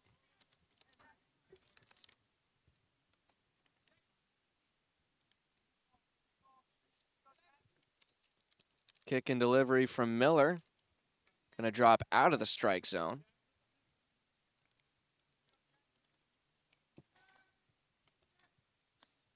It looked like James had dropped the pitch, got a new one, got a new ball, I should say, from the home plate umpire.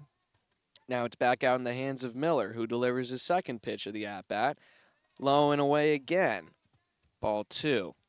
No strikes on Glazier. again that pink bat. I wonder if it's an Easton.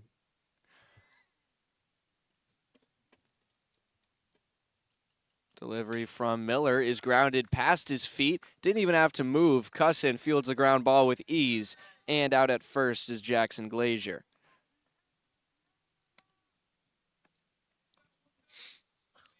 I mean, Carter Miller, you could say he's their closer, but, you know, coming into relief, Mason, in this situation where it should be really 5-4 or 5-3. I mean, Frontier's had some bit of rough games, but, you know. Yeah. Good for them sticking in against a team that's undefeated. So Absolutely. They're definitely putting some pressure on them right now, not making it easy for them. Not quite giving them a run for their money just yet, but we'll see how they can progress through the game. But it's certainly being helped out with 2 straight strikes called by the home plate umpire for Carter Miller as he dropped him into the zone on the first 2 pitches of the at-bat against Braden Tippanyuk. Now he tries to go for a 3-pitch strikeout, and he will. Got him swinging for the second out. You can hear the whoops and hollers from the dugout from over here. And that's 2 gone for the Red Hawks. Already a good second inning for Carter Miller as he cleans up the mound for himself and now face off against Jackson Campbell in what is Campbell's 4th at-bat of the afternoon. The sun casting some far shadows now as it starts to set. That's a high pitch for ball 1. Actually, not really setting. It's hitting the top of the trees from our angle here, but it's definitely gotten much, much lower. And it's colder, Mason. Me, you, and Yeah, we're in the shade here. We're in t-shirts right now, so. That one's going to be drilled out. Left field drops for a base hit, and Pareda, who didn't have time to throw it in anyway, bounces off the front of his glove. Yeah, nice job there by number 6 for Pioneer, Mason. Jackson Campbell, yeah. Yeah, I mean, he did a nice job there with a bloop single in the shallow left field, so. So that's one runner on here. Big lead. 2 outs down, and they're going to check in on him. Pickoff attempt. Not in time. Good little hustle back. Yeah, he's a good basketball player, so. And a second pickoff attempt. That was much closer than the first. A lot closer as he drops the throw back. Cleans off the ball a little bit. I still would like to see a hidden ball trick. I don't know if I've seen that in high school before. Oh, big, huge lead. And disengaging is Miller. Campbell really getting under the skin of Carter Miller. He's toying with him. I mean, yeah. Campbell just wants to take out the second. So James wants the pitch at home. It's going to be popped up foul. Out of play. Didn't sound like it hit a car. Ooh. Maybe on a bounce. Yeah, maybe on a bounce. But Sounded a little late. So finally we get a first pitch to Alex McClelland. And it's a strike off of a foul ball. Campbell with another hefty lead. That will be a ball to even the count to Alex McClelland in his 4th at-bat. He's 0 for 3 so far today, but he's put it in play every time. Has had some pretty long at-bats as well. Got himself all the way to a full count. Now Campbell goes. The throw from James to the shortstop, not in time. Got there fast enough where the tag was laid down and he wasn't even there anymore. Yeah, Campbell had a nice opportunity there, Mason. He just got the better of Miller there. Miller didn't really check in on him that pitch. Yep. And it's just unfortunate. So he's at second base now. Been a lot of stolen bases on Caden James behind home plate in the Red Hawks today, as jumping around is Campbell again, and a strike is thrown to cool things down a little bit for the Red Hawks. 1-2 the count now to McClelland, or I think 2-2. Yeah, we missed the ball that was on the throw down to second. Here's the pitch, and almost went to third. As it drops out of the zone, a full count. Second full count that McClelland has seen this afternoon, but the first one that he's seen against Carter Miller. So this is, a good thing about mixing up the pitcher a little bit. Approach is going to be different. Big pitch incoming, Mason. And it drops down too low below his knees. McClelland is walked on a full count pitch. Now runners on first and second. There are 2 outs down. And Ethan Quinn, who is 0 for 3 so far, steps up to the plate. It's just unfortunate, Mason, because you throw a pitch in that's kind of inside or, closer to the zone. Could be strike 3, and you're out of this inning. You go get the bats going. Line drive, and the diving grab is made. Oh, Jack Cusson again. Ethan Quinn, he just can't catch a break today. He's had 4 at-bats. 3 of them have been outs made by ridiculously good plays by the fielders of the Red Hawks. Hey, I mean, sorry, I didn't get that on. I wasn't quick enough to get that on camera, but what a catch, Mason. That was just ridiculous. So 2 batters are going to be left on base for the Panthers. They'll go back to the mound, and it looks like, unless he's faking us out here, we might be seeing a change in pitcher. I wouldn't be surprised. I would not be surprised, but. And we are. That is the center fielder, former center fielder, Ben Werner, is going to be on the bump when we come back from this short break, and we will see number 3, Jackson Glazier, check in to the outfield by the looks of it. So when we come back, it will be the bottom of the 6th for the Red Hawks. Just 2 innings left for them to come back into this game. It's 6-3 in favor of the Panthers. You're watching Frontier Community Access Television.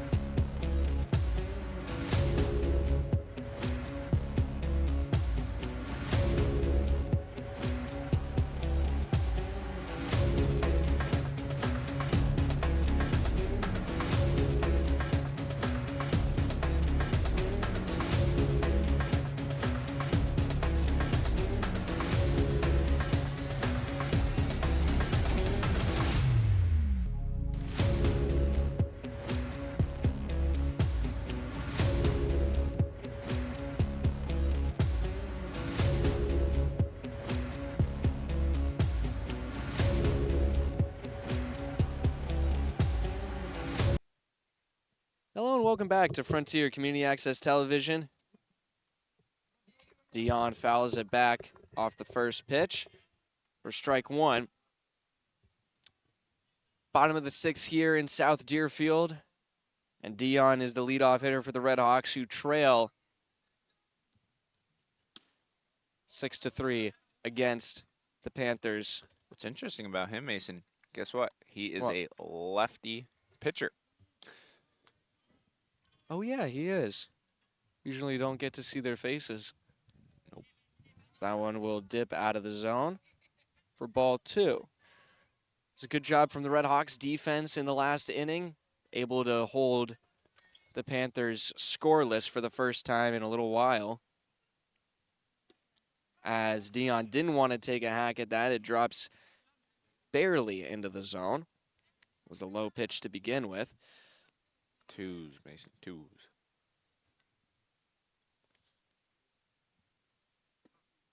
And that will be a full count for the first at bat for Ben Werner. Got to win this one. I mean, you're getting into your last couple outs. I mean, 6 outs to go. You got to win this, Mason. Absolutely. Here's the payoff pitch, and he grounds it over to third base. High hop, he's still tracked it. The throw is in time with plenty of room to spare. Tough break for Dion on a good battle at the plate. I mean, good battle. That's what you look for. Base hit ball 4, and the grass is in good condition, Mason, tonight. So yeah. So Werner is coming onto the mound here, relieving Jackson Glazier, who pitched 5 full innings for the Panthers, as Henry Drinker takes ball 1. Joe Yakoski, by comparison, the 2 starting pitchers here, he pitched 4.1 innings, that .1 being 1 out of the 3 outs that they need, for those of you who aren't as familiar with the pitching stats. Drinker now with a 2-0 count. Here's the delivery from Werner. That will be off the plate for ball 3. Starting to get a little chilly for us over here in the shade. That was cast by just, I guess I could call it a forest. yeah, It's some scattered trees. And brush. I don't know. that will be a 4-ball walk, so turnaround here for the Red Hawks, potentially. The jungle, Mason. The jungle behind us, yeah. Which was going to be cleared out a few years ago. There was talk about setting up a practice soccer field a few years ago, but we didn't. There was no the property rights weren't handed over to the school, and so we're seeing a pinch runner here actually for Drinker, who previously in the game was the guy who got picked off at first after he got walked. So the same situation here for him, actually on the same pitch count, I might add. And now they put Grayson Bishop on first. That one is going to be grounded over to first, over the glove. No. Coming in is second. Wow. And the throw goes out of play. Nice. We're going to have a ground rule double. Infield umpire throws up his hands, and the runners will be held at second and third as the ball came out of play. It snuck right in between the glove and the knee of Evan Tippanyuk. So what happened there, Mason? The pitcher, guess what? He knocked down the ball, and he just should have let it go, and then it created that error that now puts it second and third. So, I wonder if we'll see a suicide squeeze, Mason. I wouldn't be surprised. 1 out. I mean, and now, well, this is not surprising at all. This is Colin West, big man with a big swing, and he fouls it into the backstop. So Colin West has been the designated hitter for the Red Hawks for most of the season, stepped down from the role as Sean Bauman, who just hit. Yeah.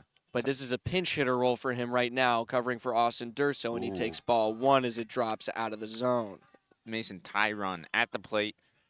And you know what? When we will see the squeeze is if West makes it to third. Yeah. But a lot for that to happen. Oh, check he went. swing. Yeah, he went. He did not go. Oh. He did not go. The play was called by the infield umpire. Alex McClelland at shortstop didn't like it one bit. He threw his hands up in the air, but Frontier's dugout erupts. It's a 2-1 count for Colin West. Looking for some kind of connection. He finds it. He pops it up. It's going to be in the infield. Second base underneath it, and he makes the grab. West disappointed. Not what he wanted to see from his trip to the plate. Potentially his only one in the game today. It's okay, though. We have Porter Hall. Porter Hall, he's a really good player to have at the plate, so. He's gotten on base both of his at-bats so far today. 1 for 1, technically, as his second at-bat was a walk. Oh my gosh, Mason! Bishop pops up from the pickoff attempt at third, and he's going to score. It's 6-4. Wow, Mason. Wow, 6-4, just like that. All from an overthrow by Pioneer's catcher. Yeah.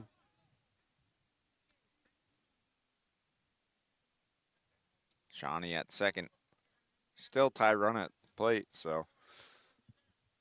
Oh, Hall takes a cut at it.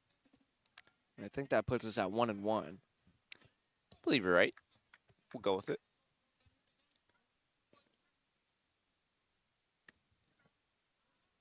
So I'll be off the bag to make it a hitter's count.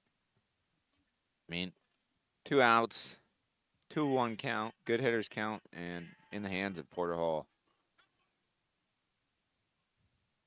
And he's going to hammer that one. Fair! It lands fair! Here comes Sean Bauman around third, and no, it's foul. It looked like it was fair from our angle. Everyone thought it was fair. Go to the replay. That was fair, Mason. Oh, man. Looked fair. No, I swear to God, that I got it. Yeah, it's going to go down as a second strike for Porter Hall. Sean Bauman's going to be trotting back out to second before we can throw another pitch here. That's ridiculous, Mason. Tough break. Tough break for the Hawks 2 times in a row, but yeah, that not as tough. I mean, that would have been made it 6-5, so. Bauman's still on second here. Hall will take it inside for a full count. Everyone thought that it was a strike that time, and now it goes the other way. 3-2 full count. I feel like that was a makeup call. I mean, a little bit. Maybe the home plate umpire disagreed privately. You can tell yourself whatever story you want. Here's the payoff pitch. Nice. Walks him. Hall gets on base regardless. 4-2. So, I mean, hey, Hall wins that at bat. Yeah, and now it's back to the top of the order for the Red Hawks. Who 2 else? outs here. Mason, who else but? It's Jack Cusson. Yep. What? Oh, Cusson. There's the pitch. Oh, and it's driven out to center man. field underneath it. Oh, that was a great moment there. Great connection right off the first pitch. Boom. Boom goes the dynamite, Mason. Yeah, but it will be a line out to the center fielder. Big chance missed for the Red Hawks once again. They've left a little few too many guys on base up to this point in the game, 6 in total at this point. And so with that, they will have just 3 outs to work with to come and score 2 more runs to send this to extras, or 3 to take the game in a walk-off fashion.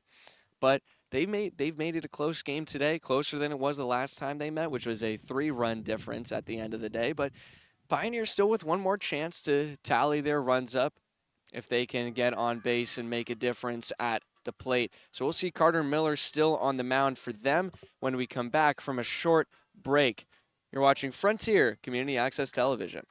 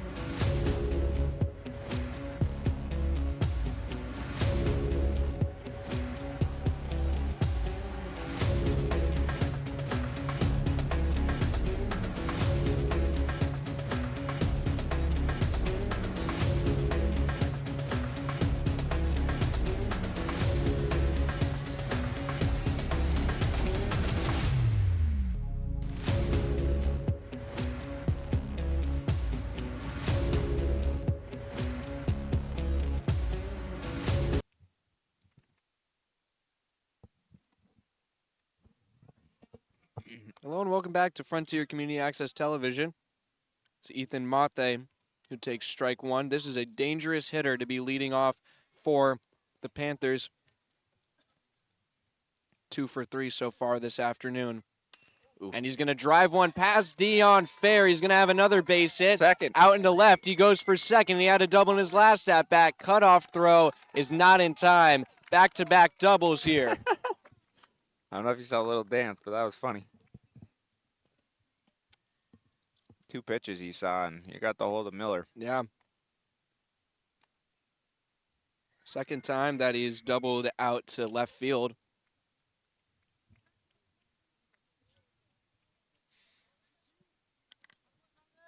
Redhawks just hoping that he can get the 3 outs quickly and without any consequence to the scoreboard so that they can stay within 2, which certainly seems like it could be a manageable deficit. As a catch is made, throw over to first. What? No, he's safe. Safe at second. It was a great play by Porter Hall, though. The throw was definitely in time. He was off the bag was the call from the umpire. That Hall. Again, I mean, first baseman Porter Hall. Oh, he's... What a game he's. Yeah. Some great stuff from the fielders on both sides. That will be a ball. A little high and outside, it looked like. Werner, now the pitcher in the lineup. His 4th at-bat of the day. Let's get this second out. Whoa. And that was a dangerous throw to make. Yeah, honestly, at that point, you just kind of hold it. You don't throw it over because if he takes third, that's dangerous, and it could make it a 7-4 game, Mason. So yeah, completely changes the game. Popped up, foul over the backstop. Ooh. Didn't get to the parking lot.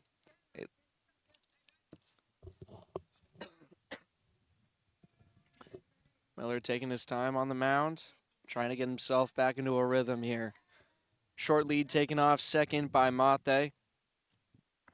And that's going to be very much away. 2-1 the count now. Yeah, the first base coach for the Panthers is right in my way of Miller, so.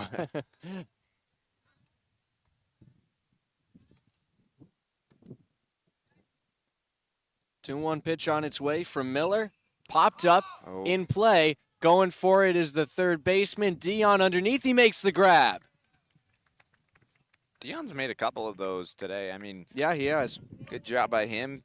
And honestly, Miller, stellar on the mound other than that one scuffle when he threw it over to second and they got that run. Yeah. Because you take that run away, and guess what, Mason? It's a 1-run game. So. That was honestly just some fantastic base running from the Panthers, though. Yeah. Yep. And now this is a pretty big moment here for the Redhawks. They got to get the third out, and it's against a tough batter, but they land the strike on the first pitch. This is Brody Welcome, who's at the plate. He's 2 for 3 so far today, has had 2 singles hit to the outfield, and he was the batter that started all the trouble for Joe Yakoski with his leadoff single back in the 3rd inning. Now he hammers one off the mound, up in the air, going for it, a collision in the infield. Lack of communication between the infielders and the pitcher. It's going to be a base hit. Yep. James making a right call, going out and calming Miller down. I mean, guess what, Mason? They still got 2 outs, so no damage done. I mean, it took a bad hop. It did. So I don't blame anybody there. And now, big run on third. Yep. Coach for Go ahead, Mason. The Panthers. Strike called here against Jackson Glazier. Now in the outfield. Originally the pitcher in this game, who pitched 5 full innings.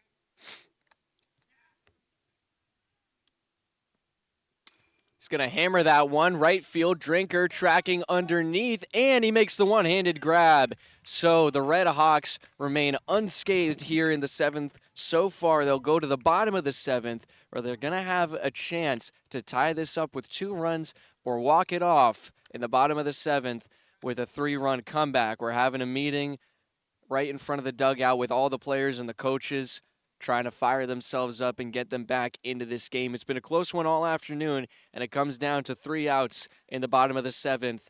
Ben Werner back to the mound for the Panthers. We'll come back with the leadoff hitters back towards the top of the order. Ben Karen, Brady Pareda, and Caden James leading off for the Red Hawks.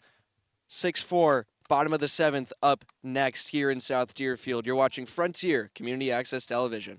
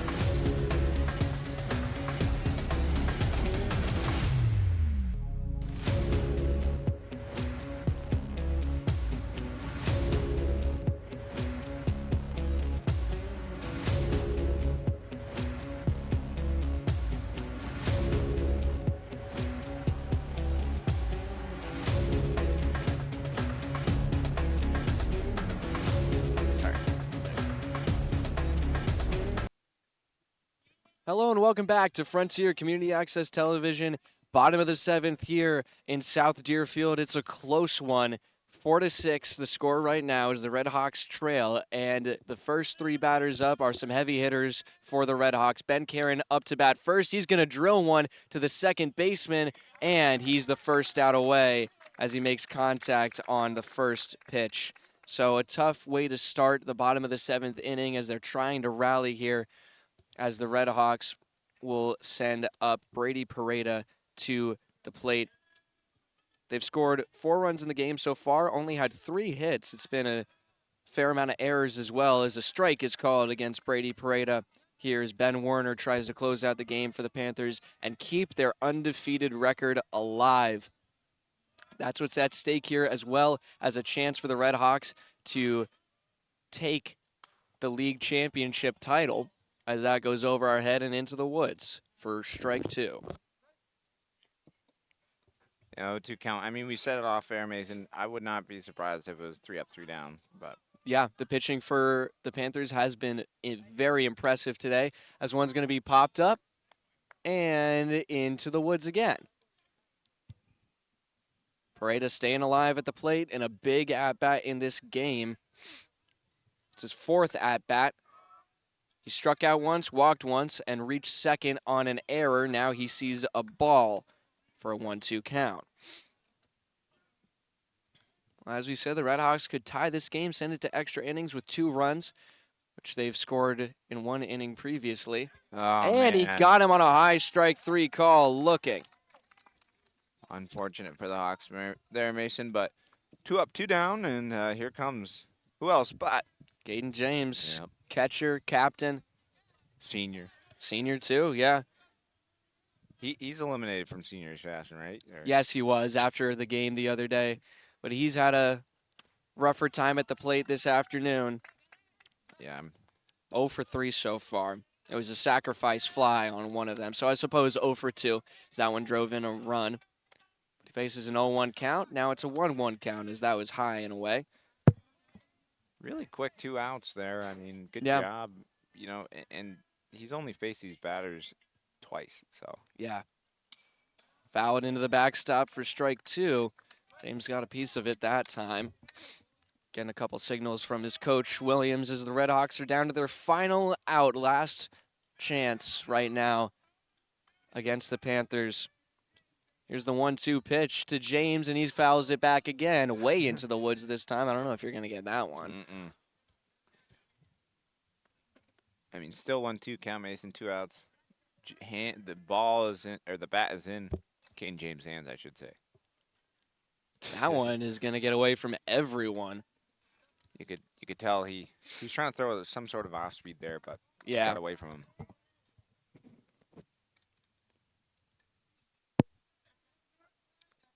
Count even at 2 here. 2 outs down, no runners on for James as his team trails by 2. And he'll take ball 3 outside. He's worked himself to a full count. I mean, he doesn't want to pitch to him. I wouldn't want to pitch to him either. When James connects with the ball, he's dangerous. Here's the payoff pitch. Gonna pop it up. Gonna be foul over our heads. And didn't quite go into the woods. Was out of play, though, so no one could go get it. I'll zoom in on you, Mason. There's been 3 balls this inning that have gone directly over my head. Yeah. It's a little scary. Maybe more. No, I think you're more. Maybe more. It's a little scary. More than usual in the whole game, but here we go. 2 outs, no one on, payoff pitch, and it's fouled over my head again. I mean, am I a good luck charm or something? Yeah, that one came back. We'll zoom in on Mason again. I don't know. Maybe I'm attracting the balls to me. He's a magnet. He's a magnet. He committed to a school, and now he's a magnet. Payoff pitch for the 3rd time. And he walks him this time. Good job by James to battle, stay alive, hit him into the woods several times, and towards us, too. Wins himself a base. Now it's Braden Dion. Tie run at the play, Mason. The bus is in movement.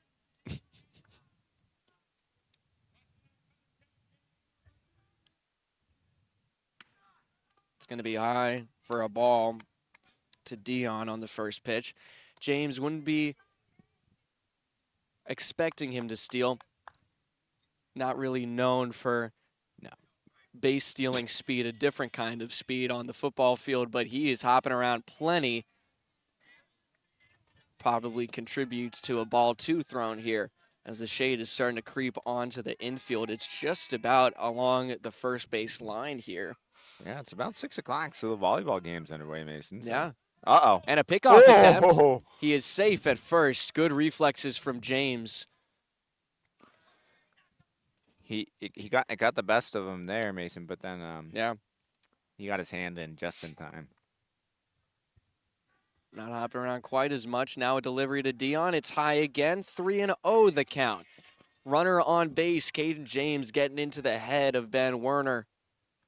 Receiving some calls from his first base coach. Now the delivery will be a strike that's dropped by Tippanyuk. I mean, yeah, sometimes, Mason, even from the dugout, just a word of advice from your coach is what you need. So yeah. 3-1 hitters count. Pitch on its way. Fouled between the legs of Dion. Well, 3-2, Mason. Back-to-back full counts for the Red Hawks as they're on their last life here, last out. Right now they've got the tying run at home plate. Here's the payoff pitch. Runner goes. He walks him. Back-to-back walks, Mason, on 3-2 full counts. So let there be life as the tying run is now in play. Now, that's Braden Tippanyuk going out to the mound to have a talk with his relief pitcher, Ben Werner, who's been pretty solid so far today from what little we've seen of him.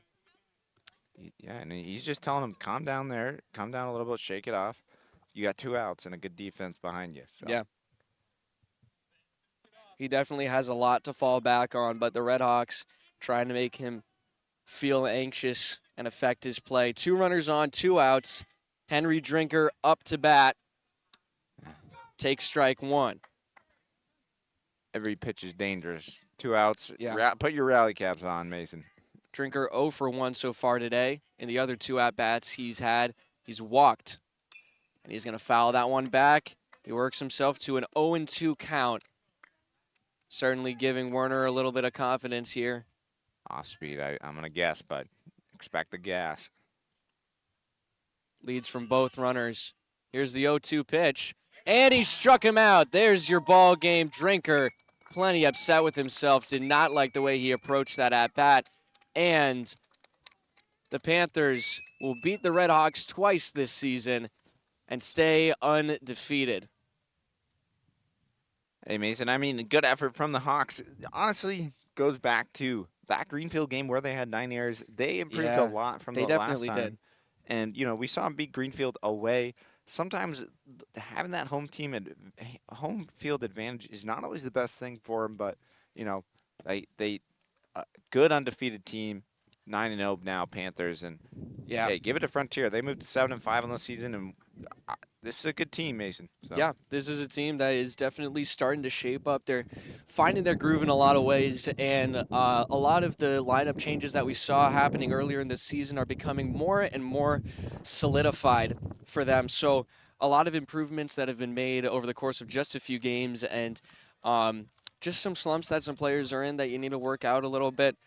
But the coaching's putting them in the right direction. So, yeah, they'll move to 7-5 right now on the season, Tom. And we will be back tomorrow for a very exciting, probably equally as exciting game over on the other side of the field at the softball field, which has just been cleared out now, actually. But I think it was a middle school game that they had over there. But it is Frontier Regional softball against Greenfield. And that is going to be one of the biggest games of the season, regular season for them. Me, you, Kevin Murphy, Ben Roberts. That's what we're here for. Probably is going to be one of our best productions of the spring season for sure. All right, yeah, let's close this one out, Mason. So. All right, so final score is 6-4. Pioneer Valley Panthers will stay undefeated on the season as they sweep the series against the Red Hawks, and Frontier will try and recover for the next game that they play, which will be in a few days. I've been Mason Smith here with Tom Albert. Thank you all for tuning in and watching. It's been a very exciting ball game here at Valentin Field. And thank you for watching Frontier Community Access Television. Have a great afternoon.